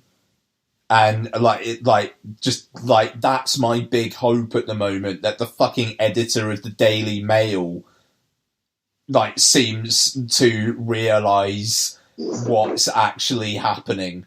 And it's the new editor of the Daily Mail, I hasten to add. But I don't know. But going back to BlacKkKlansman, it's like you say, it's people have been critical of the film for not being subtle. It's like, have you ever seen a Spike Lee film in your fucking life? I saw the subtlety thing. I'm sorry to interrupt you here, but No, do it.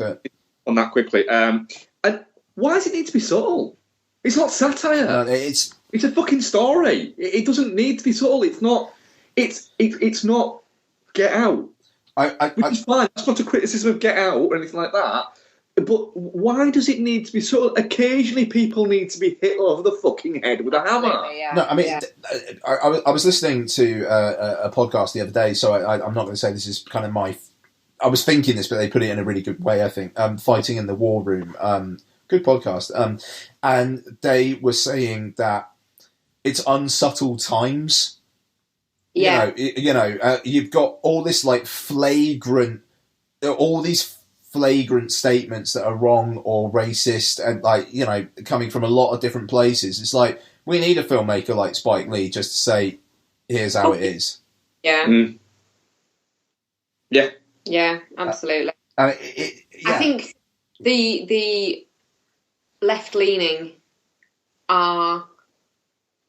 They're always trying to be too smart with things. Not even that. I think they're always trying to be the bigger man. The bigger person, yeah. And...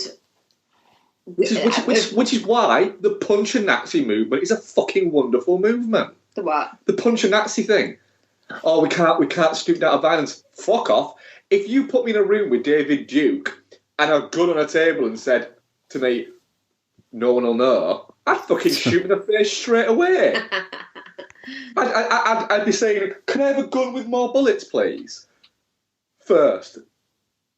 And I'm not a violent man. No. But the thing is, the your right-leaning people are very vocal and very... Your far-right leaning people are very vocal and very fucking bullshit and very... And your whatever. mildly right-leaning ones are fucking idiots. And then your left-leaning people tend to be your liberals and your, like fucking sensible people. I love the way that people think that someone calling you a liberal is an insult. Yeah, how is that an insult? It's fucking great. But then they've turned being a racist into a fucking compliment for some reason. Anyway, BlacKkKlansman. Yeah, no, I mean, I don't know.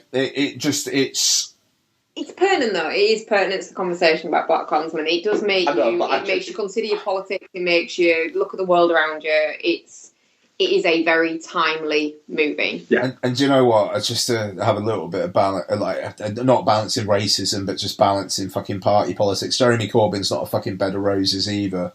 Like like you know. I mean, at the end of the day, he's perfectly fine with Brexit as long as it's done his fucking way. So you know, he doesn't want to be in the EU either, and you know, and it's for other reasons. But you know, he's not fighting the fight that people thought he was fighting a year ago either. No. I mean, God knows I'd prefer him to May, but he's not the ideal. You know. No, I totally agree with that. I prefer more May though. Sorry? God, that video of her dancing in Africa, fucking hell, I wanted to shoot myself in the face. She literally is a walking disaster. She is, yeah. It is. The entire Conservative government at the moment are a picture of the late 1970s that's been superimposed into the fucking new world, and they don't have a fucking clue what's going on. I heard Jacob Rees-Mogg described the other day as a haunted mop, and the man who described who described the entire conflict with Ireland as the Troubles. Fucking hell. He's you know Siobhan. Yeah. He's her MP. Oh fucking hell. Yeah, no, she's not a fan. The man that looks like he should be burnt alive. It's that cunt. Yeah. Yeah, no, too right. But Ian, this is taken away though. I do a BlacKkKlansman question for you.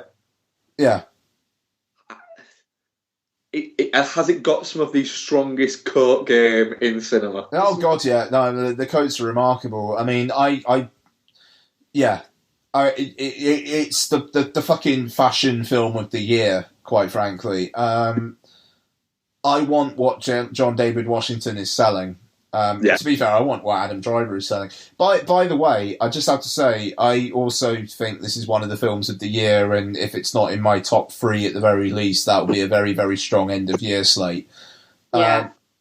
But very strong. I can't think of a film so far this year I prefer, but it is only August, so who knows. No, the code game is superb. Well, we've not really covered her. Who? Yeah. Sister Patrice. Oh, Laura Harrier. Yeah. Ah, she's great. Yeah. I liked. I liked how her character kind of progressed from, which I think is the kind of thing that kind of bothers Boots Riley as well. Is the whole she goes from black power to be like kind of being with a cop, even though towards the end she's like, I can't do this. So there's something there at least, but it's the understanding that it's not black and white, and I like how her character progresses, and I think she plays that very well.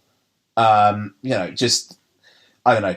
There are areas of grey, and this film, I just on the whole, kind of like the making the police out to be like good and Ron Stallworth to be a hero and whatnot. It's like, well, this shit he did with the Ku Klux Klan was remarkable, and the police don't. Yes, the police have done very, very bad things. They've done very, very bad things. Not every policeman is a very, very bad person who does the very, very bad things. Yeah, I do love that scene, and I know it's a bit of an aside from the main story, but I love that scene where they get the cop that feels her up after the talk. That scene at the end where they get her and you got that, I got that, you got that, I got that, I got that. That bit's very good. Yeah. And also, I was saying to Bex when we came to the cinema, I wish it had happened. I see why the film didn't finish where I'm going to say I wish where it had finished. I see why it didn't. I'm glad it didn't. But I also do think there was a world where the last shot of this movie was David Duke sat in his office looking with this look of, what the fuck? Well, after he's had the call from Black Ron. Yeah. That there. But then you have to do the other bit to get to have the connecting tissue to go to the Charlottesville bit. Yeah. I don't think that it would be a Spike Lee joint if they did that. Yeah, I can agree with that, yeah. I love how they refer to themselves as the Stallworth brothers. Yeah. Their chemistry within it is fantastic. They both they bounce off each other really well. But I think one of the best scenes in the entire film is when it's just Adam Driver, John David Washington, and the other guy who played the other cop. Can't remember his name. I can't remember the other cop. What, Steve Buscemi? Well, Steve Buscemi. The Steve Buscemi I like. Yeah. Shut the fuck up! That wasn't Steve Buscemi. No, it's Michael Buscemi. No, shut up! Really? No, seriously, it wasn't Steve Buscemi. It's Michael Buscemi, which I am really fucking praying is his brother. I am as well. That's gotta be. Seriously, if that guy is Michael Buscemi, that has got to be his brother. It's got to be, yeah. What the fuck? That wasn't Steve Buscemi. That wasn't Steve Buscemi. It's got to be Michael Buscemi. Come on. It's got to be, or he's brother of Steve Buscemi. Yeah. So when the three of those are in the essentially the little locker area and they're talking and they're doing the voices. Yeah. I just thought that was it was such a great fucking scene. Well, that's it. Like, a lot of the cop scenes, like, a lot of their scenes are very much, there were shit cops at the time, and there were racist cops, and there were cops that were affiliated with the KKK, but there were also cops that were working against it and trying to stop it. Lottie. Sorry, Lottie's going to bed. I just want to give her a hug. Come here, monkey. Night-night, Lottie. Oh, do you want to... Oh, Lots. Okay, so I'm not going to be able to hear this. Do you want to say hi, Lots? Hi. Hi, Lottie. Do you want to say anything? Hi. Hi, you going to bed? Yeah. Yeah, you tired? No. No. You're never tired. No. Who's here? It's Becky. Hi. Hi. They're the people I do the podcast with. We talk about films. You like films, don't you, Lots? Yeah. What's your favourite film, Lottie? Really Moana. You what? Moana. Yeah. Moana is amazing. How good is the Shiny song? Well, I'm a bit scared of it because the big crab. There is a big crab, but he does sing really well though, and he's really sparkly. Yeah, and he's got the hook, hasn't he? Yeah.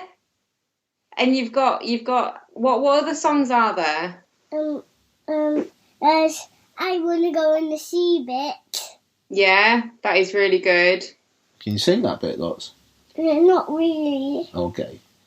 Right, and when they into the night at the end, that's good, isn't it? Yeah. Yeah.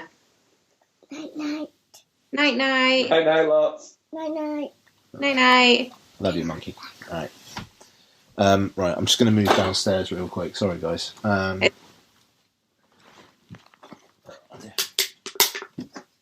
Take my beer cans that are now by my bed. Because I'm a bloody alcoholic, apparently. 2 ticks. She was having a good little chat then. Oh, I really want to meet her. Well, I'm bringing her up in October, so you will. What, to Manchester? Yeah, that's the plan. Nice. Mark says you're on about coming to York. Come and check out our beer hall. Oh, some fucking point, yeah. Oh, it's fucking mint. Probably early 2019, I reckon. Nice. Don't have an awful lot of holiday off work, but right. So anyway, I'll leave that in. So that was Lottie's thoughts on Moana. Yeah, no, seriously, like she gets really freaked out by the shiny bit. Like she always asks me to fast forward it. Oh, really? That's my favourite song. Yeah, no, it's not the song. It's just like she gets freaked out by Jermaine Clement, apparently. Yeah. So. But Becky, you are 35 years old, and lots is top. Yeah, I could see why it'd maybe be creepy. It is quite weird the fact that you've got in this movie. We've just realised that it's actually Steve Buscemi's brother playing one of the characters. Well, I was watching it all the way through, thinking, "Oh my god, he looks so much like Steve Buscemi, but not quite enough like Steve Buscemi to be Steve Buscemi." Yeah, you've got Steve Buscemi's little brother in it. John Turturro's little brother's in it, and Denzel Washington's son's in it. Oh, it's weird. I mean, it's just. I thought Spike Lee was a spent force, like because I mean, have you guys ever seen The Sweet Blood of Jesus?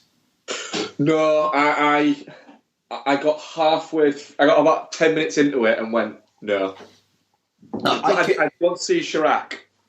I want to see Chirac. I'm not really big on Spike Lee. I don't think it's that widespread. Let's have a look. We had a Spike Lee marathon a few years ago. That's right, we did, yeah. Oh, you guys did? Yeah. But, I mean, it's just like, between Chirac and this, it's like, yeah, he's still perfectly relevant, he's still got shit to say, and it, like I kind of say, it kind of feels like it is time, it is an appropriate time for Spike Lee. Yeah, unfortunately, but yeah.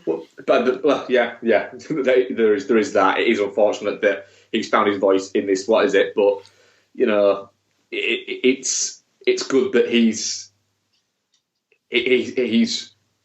got the talent to pull off something like this. Yeah, absolutely.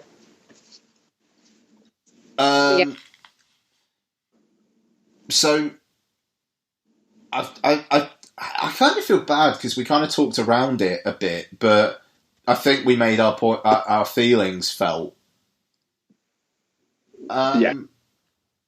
Yeah, I don't know. It's just it's really powerful, but it is entertaining. I mean, it's a very fucking cool movie. Yeah, I mean that's the thing. It's Spike Lee on that form of being entertaining and also having a point, which, you know, I think it's the most successful he's been with that since Inside Man, and I think Inside Man was going more towards entertaining than having a point, but it did have individual moments, and the overarching plot certainly did.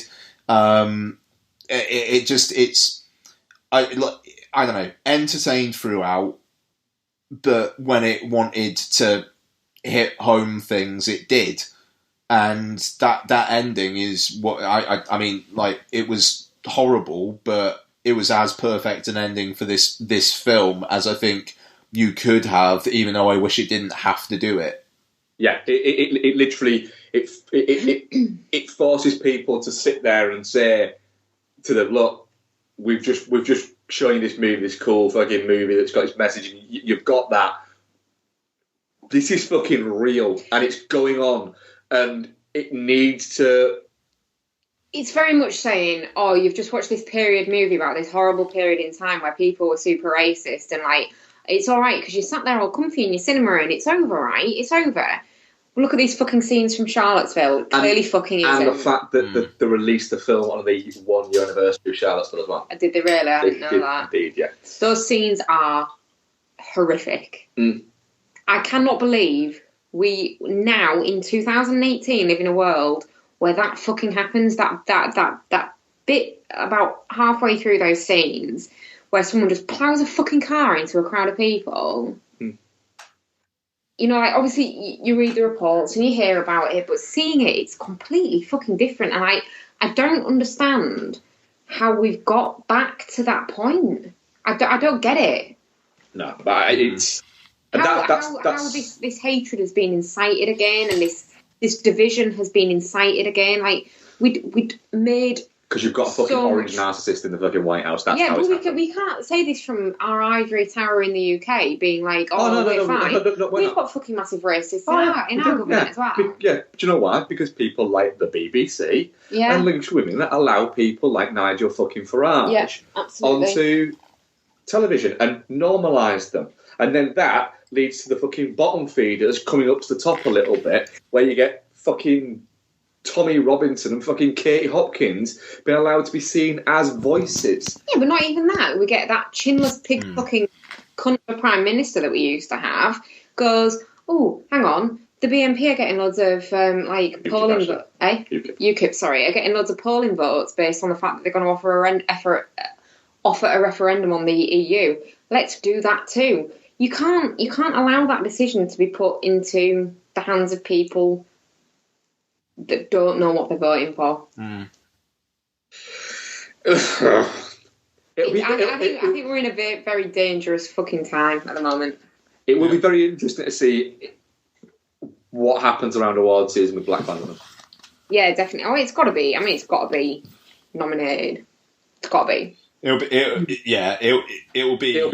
in the hunt. It'll be nominated. I think the kind of voters they have in the Academy. I hope that the people have the balls to vote for it. Might win Best Popular Film. Fuck off. Nice. Definitely not shit. Yeah, definitely not shit. Definitely not shit. I am mindful of the time. What do you guys want to do? We could always do some stuff next week. We're good if you're good, mate. Okay, cool. All right, no, that's absolutely fine. So, what have you guys been watching this week? Well, I'll let Becky lead in first with the Slender Man. Do you watch? Let's do it. Okay, so me and our definitely not under 15 daughter went to see Slender Man, which is directed by Sylvan White, based on the... What? So Sylvan White? Sylvan White, yeah. Yeah. The guy who did The Losers? Yep. Fuck off. Oh, poor guy. Starring a lot of young unknowns and based on the Tumblr character, the Slender Man. Fuck yeah. It's... honestly, I wanted this to be so much better than it was. We, as a sum up, and I'll get into a proper review afterwards, but as a sum up, when the credits rolled, me and Isabel looked at each other with this slightly confused, disgusted look on our faces and went, huh? What? That was weird. It's not so much a story as a collection of images. It's a lot of the perilous stuff. A lot of the scary stuff is then positioned as dream sequences. What's the actual story? So basically, of the film, not this Slender. I know it's another fucking Slender Man's creepy pasta wankery. So basically, these girls, which include, I think it's the girl out of Conjuring 2, the English girl, the main girl in Conjuring 2.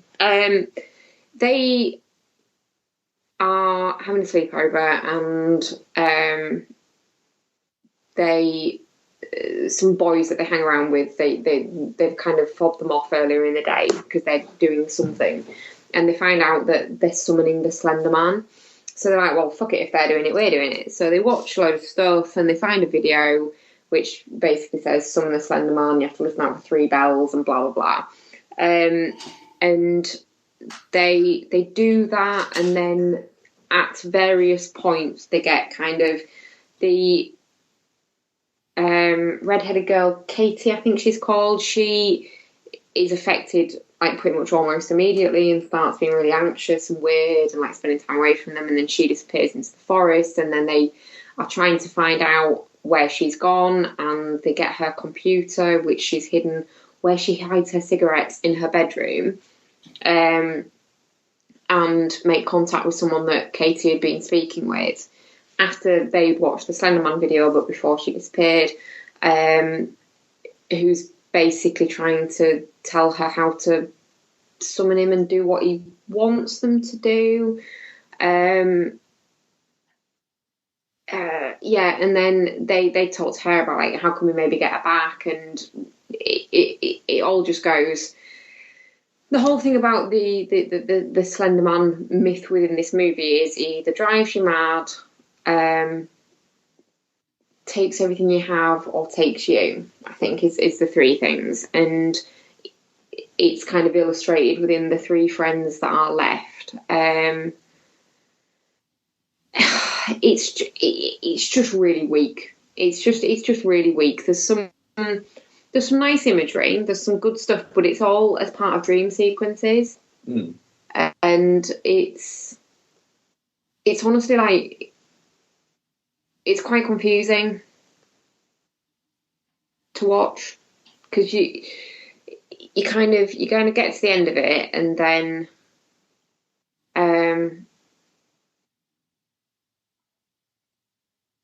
you kind of a bit like, all right, okay, so what did I just watch? It's a mess, basically. It's a very disorganised story. So it's an idea that they turned into a film, but didn't have a film. Basically, They took what could have been a quite interesting premise and just did it really badly. What was I going to say?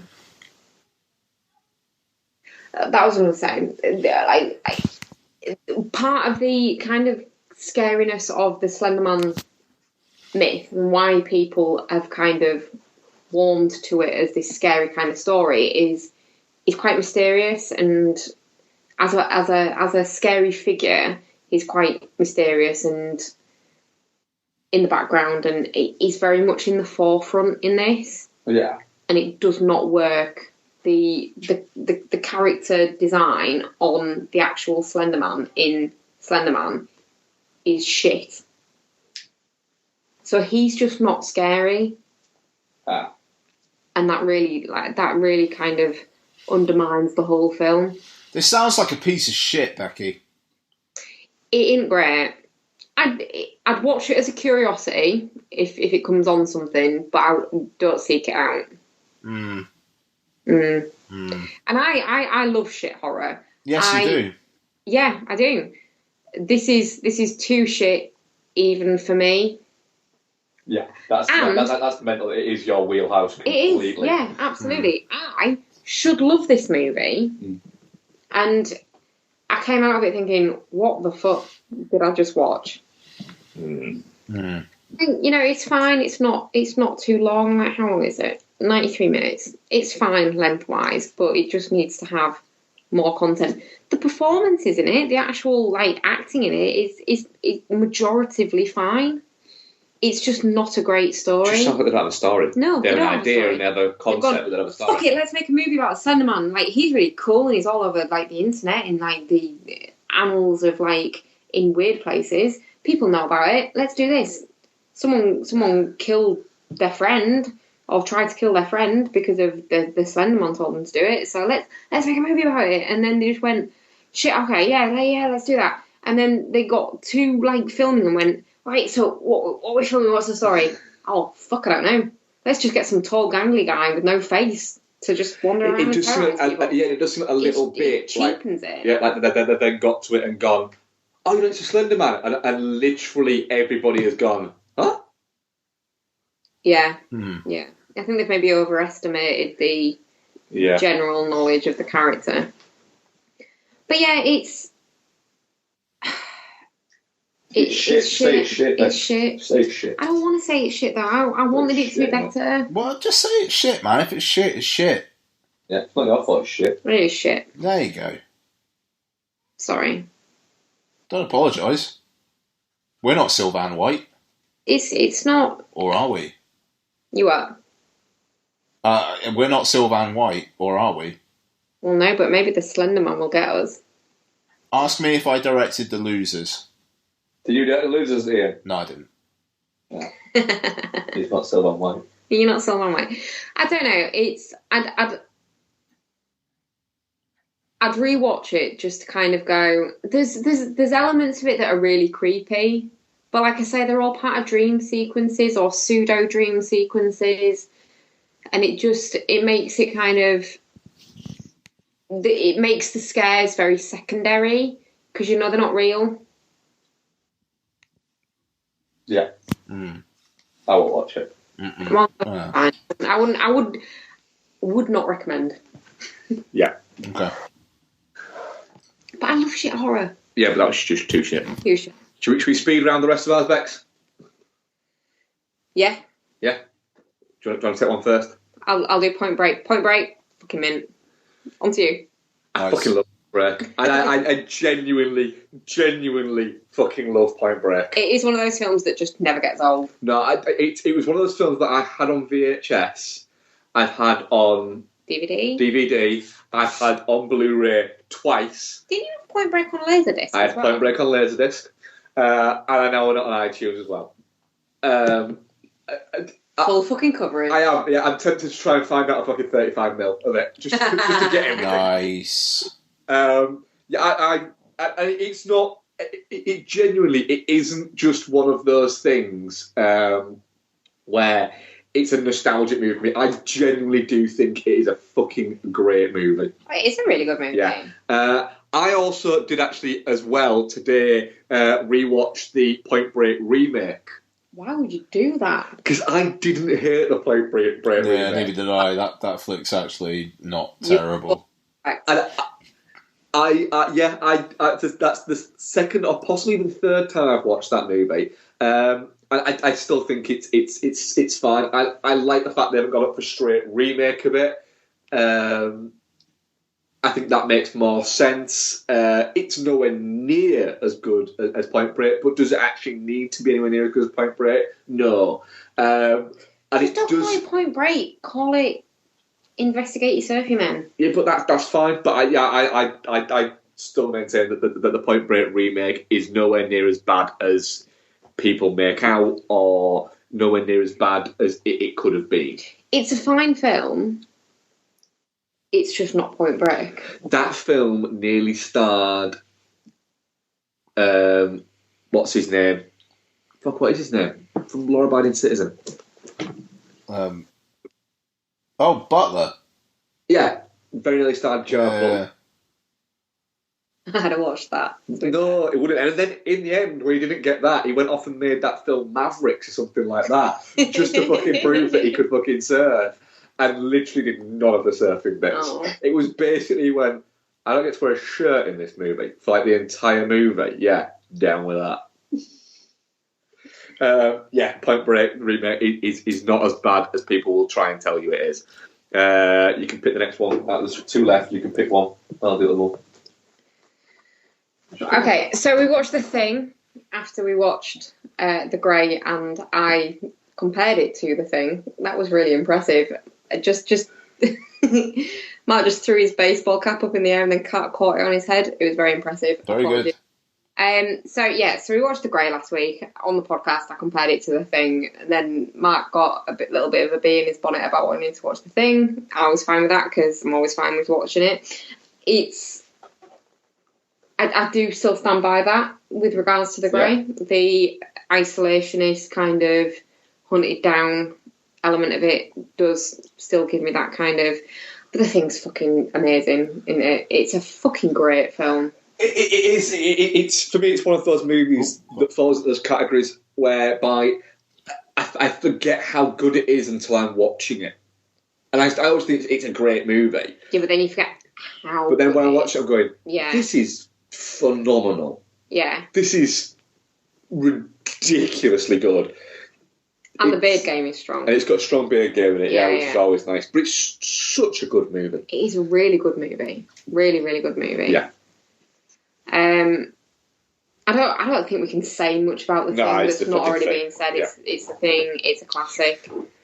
I'm actually surprised you picked that one because actually I've spoken about the other movie we watched loads on the podcast before, so you can actually fucking talk about it now. Why do I have to do two? Because I've talked about it shitloads of times on the... What is it? Because we watch it so bloody often. Okay, so in honour of watching The Thing and being like, oh, it was quite nice watching a proper classic horror, we watched Candyman as well this week with... Obviously, the delightful Virginia Madsen in there, Tony Todd as Candyman. It's fantastic. The thing that always sticks with me, like the film itself as an entirety, is great. The thing that always sticks with me and reruns in my mind after I've watched it is that opening sequence where it's panning over the roads. Oh, yeah. The credits are fantastic with that Philip Glass score. It's absolutely beautiful. Oh. And the film itself is fantastic. The only criticism that I have of Candyman, they should have made it as say his name 3 times. Rather than 5 times. Instead of 5. Because you know the bit at the end where he's like in the bathroom and he's like, oh, Helen. And he has to say it 5 fucking times. It's a lot and of times. It feels really drawn out. Like if it was 3, oh, Helen. And then she's there, would have been a lot less clunky. It's clunky being 5 times. But that is literally my only criticism of a film I've watched a billion times. Like, if I was going to pick up on any other criticism, I would have done. Yeah. Tony Todd is fucking fantastic as Candyman. Yeah. Strong coat game. Yeah. Very strong coat game. We were saying when we were watching it last night, that kid, that little kid, he's got a lot of fucking sway in that. He does have a lot of fucking sway in that fucking thing, that little kid. Yeah. Yeah, he's got too much power. He has. I'd like to see that kid. A spin-off with that kid. Yeah. What is Candyman 2 about though? Don't fucking get me started on Candyman 2. Yeah, what you got against Candyman? Just move swiftly fucking on from the fucking flesh. Anyway, so Candyman, obviously awesome. Yeah. So it was a lot of rewatches for us, really. Yeah. Good shit. Ian, what have you been watching? So, speaking of not good shit, even though we weren't speaking of not good shit, but I'm going to talk about not good shit. Do you know what's not good shit? What's not good shit? A film that played at Fright Fest called Fright Fest. So, the film Fright Fest, which played at Fright Fest, Which was probably picked because it was called Fright Fest. Which was called because it was called Fright Fest, even though, funnily enough, the title card in the film says American Fright Fest, but everything else in the marketing says Fright Fest, which is almost literally seems to be because they want it to be associated with Fright Fest. It's bizarre. So, Nip Tuck's Dylan Walsh is a... Yeah. Sorry? That's what. Yeah. Apparently. That's what. He's actually the best thing in this, which isn't saying much. He's a washed-up movie director who is employed by a town mayor to create essentially like a haunted house experience, which will bring tourism into the town. And it will save the town. Literally. Just to say, I thought it was the other twat from Nip Tuck, sorry. Oh, okay. Actually, I'm alright with it. This mayor's economic plan for revival in this town is to make a haunted house. So, the drunk guy makes the haunted house, and there's actors within the haunted house. And, funnily enough, a bus of convicts crashes when the director drunk drives like in front of them, and the haunted house launches the same night. And that's really convenient. Yes, it is. Well, convenient for the movie's purposes. Super convenient. Do you know what else is convenient? What's convenient? 2 of the convicts, the only 2 who live, who have a history with each other, conveniently enough. That's good. Yeah. They walk up to the front of the haunted house, and instead of going, you got prison uniforms on, what's going on? Both of them are told, well, you're late, you're part of the act, go round the back. They're extras. Yep. And into the haunted house they go. Excellent. One of them looking like Anton Yelchin in Terminator Salvation, except he doesn't have the weird natural charisma of Anton Yelchin, R.I.P. And the other some fucking skin job guy who can mash people in real good. Excellent. Yeah. This was the late film on Saturday in the main screen at Fright Fest this weekend back. If I fucking stayed up until 1:30 in the morning watching this fucking film at Fright Fest, I would have been pissed. Literally, I can guarantee you, if we'd have been at Fright Fest, Ian, it would have been, do you want to go to that Fright Fest? Do you want to drink instead? Yeah, yes. Yeah. I mean, it's one of those though. I mean, it's weird because the late night Saturday slot. I seem to remember occasionally there's some decent shit on, or at least some fun. Like we saw Wolf Cop, didn't we? Yeah, Wolf Cop. With that guy who kept farting. Oh god, yeah. But they gave us Wolf Cop breath mints beforehand, which is pretty rad. Yes. And the Maniac remake as well, played after Tulpa. Oh, fucking Tulpa. I fell asleep during the Maniac remake. You did actually, yeah. Yeah, Sorry? I mean, Maniac remake is really good, but I am, I think, the only human alive that enjoyed Tulpa in an actual, genuine enjoyed it. I need to, yeah, you did. I need to rewatch the Maniac remakes. I remember it being alright, but I literally just fell asleep because I was pissed. I think I'm pretty sure I've got Tulpa on iTunes. I have, yes. Yeah. Good for you. Good for you. And it's the recut version, though. It's the recut version, though. Who knows? I know. That's what I'm disappointed with. Anyway, so yeah, it's shit. My written review is on Vodzilla. I didn't compare it to an IPA. Would it have been like fucking Lidl's own shitty IPA? A warm fucking bottle of Bud. Yeah, it's a warm bottle of Bud Light. Yeah, no, I mean that's exactly it. To be honest, it's just whatever gets you through it. It's strong. I mean, shit, man. I mean, yeah, I don't know. I'm trying to think of what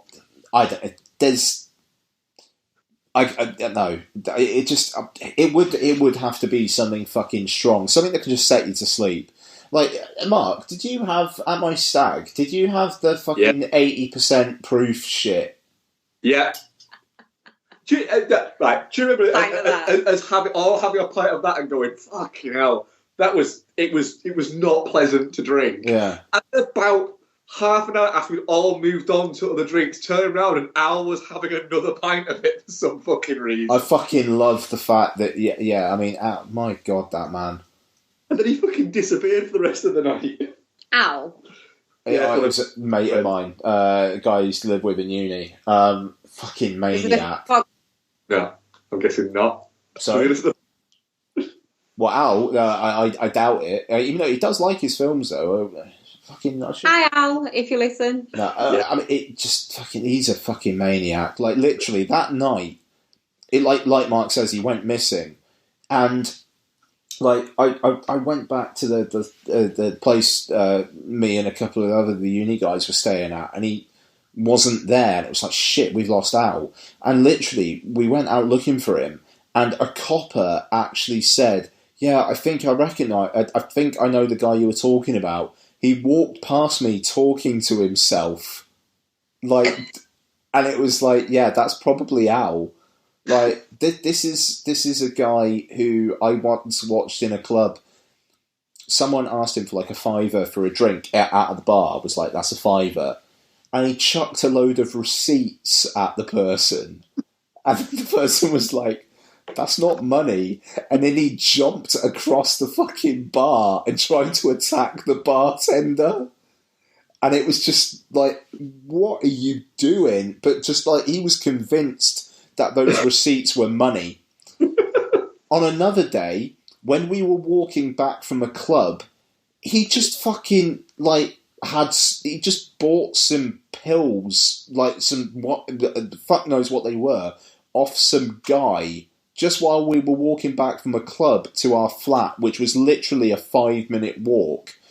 And he tripped out while we were all sat there drinking, started feeling my shirt, calling me a furry Freddy Krueger, and then we convinced him that we locked him in his room, even though the lock was on his side. And he was banging on the door saying, let me out, let me out. But we just told him, we've locked you in. And he didn't figure out that he could just open the door. Like... He sounds fun. Fucking... No, Al was the shit, though. Like, the friendliest fucking dude. Like, but just... fucking mental. But you must have met him at my wedding. You did meet me at the wedding. Yeah. Yeah. Yeah, you did. It was a good wedding. I don't really remember other people. Just fuck it. Yeah. Anyway, how did we get on to Al? We were talking about that. We were talking about Fright Fest. Yeah, we were talking about Fright Fest, the movie. Yeah. Okay, that was a weird tangent. Anyway, sorry, that was really fucking self-indulgent. But Al, he's a good dude. Yeah, it's shit. Is this film? And yeah, I suppose that's all I've got. No, that's not all I've got. I've got other films, but again, like, shall I keep going? Go for it. Go for it. Okay, cool. So, well, I watched Do the Right Thing, which is amazing. As no one is surprised to fucking know. Is that a Spike Lee one? Yes. I've not seen that. I know we're going to watch this week. Check. Jesus fucking Christ! Yeah, you need to do that. Yeah.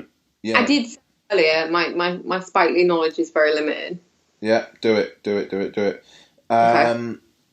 So, Fright First. It's weird, I know I've seen more. I watched Demolition Man for the first time. That was fun. You know, really? For the first time? Yeah. How did you find it? Treadmill Run. It was good. Yeah, really enjoyed it. Wesley Snipes is having the time of his life. The sex scene is incredible. Well, the sex in quotes, I suppose. I fucking love that, man. Like the bit that always kind of gets me is the whole shells bit. Like, it always sticks with me. I love the fact that that's referenced at the end as well. Mm. And it's just like, you never do find out how those seashells work. Yeah. I think there's a guide somewhere online for how they work. Oh, I don't think I want to read that. You scrape it out with these seashells. The line, "You're going to regret that for the rest of your life," both seconds of it, is fucking incredible. Just the heads up at the end as well when he fucking kicks his head off. It's a good time. I don't know. It's fun, and Sandra Bullock is like spunky, and Benjamin Bratt becomes like a rebel leader at the end. Weirdly, that was odd. Good time. Taco Bell is the only restaurant that survived the franchise wars. That's fucking incredible. The franchise wars. Yeah, I don't know. I had a really, really good time with it. So also Blockers. So this is the kind of the hit comedy from earlier in the year. Very good. Really liked it. John Cena, very good. Leslie Mann, very good. Ike Barinholtz, very good. The girls are great in it. A lot of it is about them as opposed to the grown-ups, which is great. Blockers seems to be one of those movies that everybody shit on a little bit, apart from the people who've actually seen it, who all seem to universally say that it's a great movie. We kind of wanted to say that, didn't we? But I think it was part of a busy week, and we never got to see it. But I think it looks really funny from the trailer and stuff. Yeah, I mean, it's well worth a $5 to rent on iTunes. More than enough gags. There's one sequence in the film that's fucking incredible, just incredible. And I had a really good time with it. It's not particularly much to talk about, but I don't know. It's actually quite affecting, and it works in the end. So yeah, good shit. Good shit. Yeah. And last one, Luis and the Aliens, kids' film that I took Lottie to see on Bank Holiday Monday. Don't need to know about that, and I really need a pee, but it was quite fun. There you go. Moving on. We do have an email, but I'll be honest, it's 10:30 at night. I think we will get to them next week. Yeah, we probably need to call it quits there. So, Marcus, we will get to it. We are going to address it. We are. We've already talked... Sorry, Becky, go on. Marcus Zisu's email? Yeah. I think we addressed it last week, really. No, we didn't. But we'll cover it. No, we didn't address it last week. We'll cover it. We'll cover it next week. Yeah. Okay.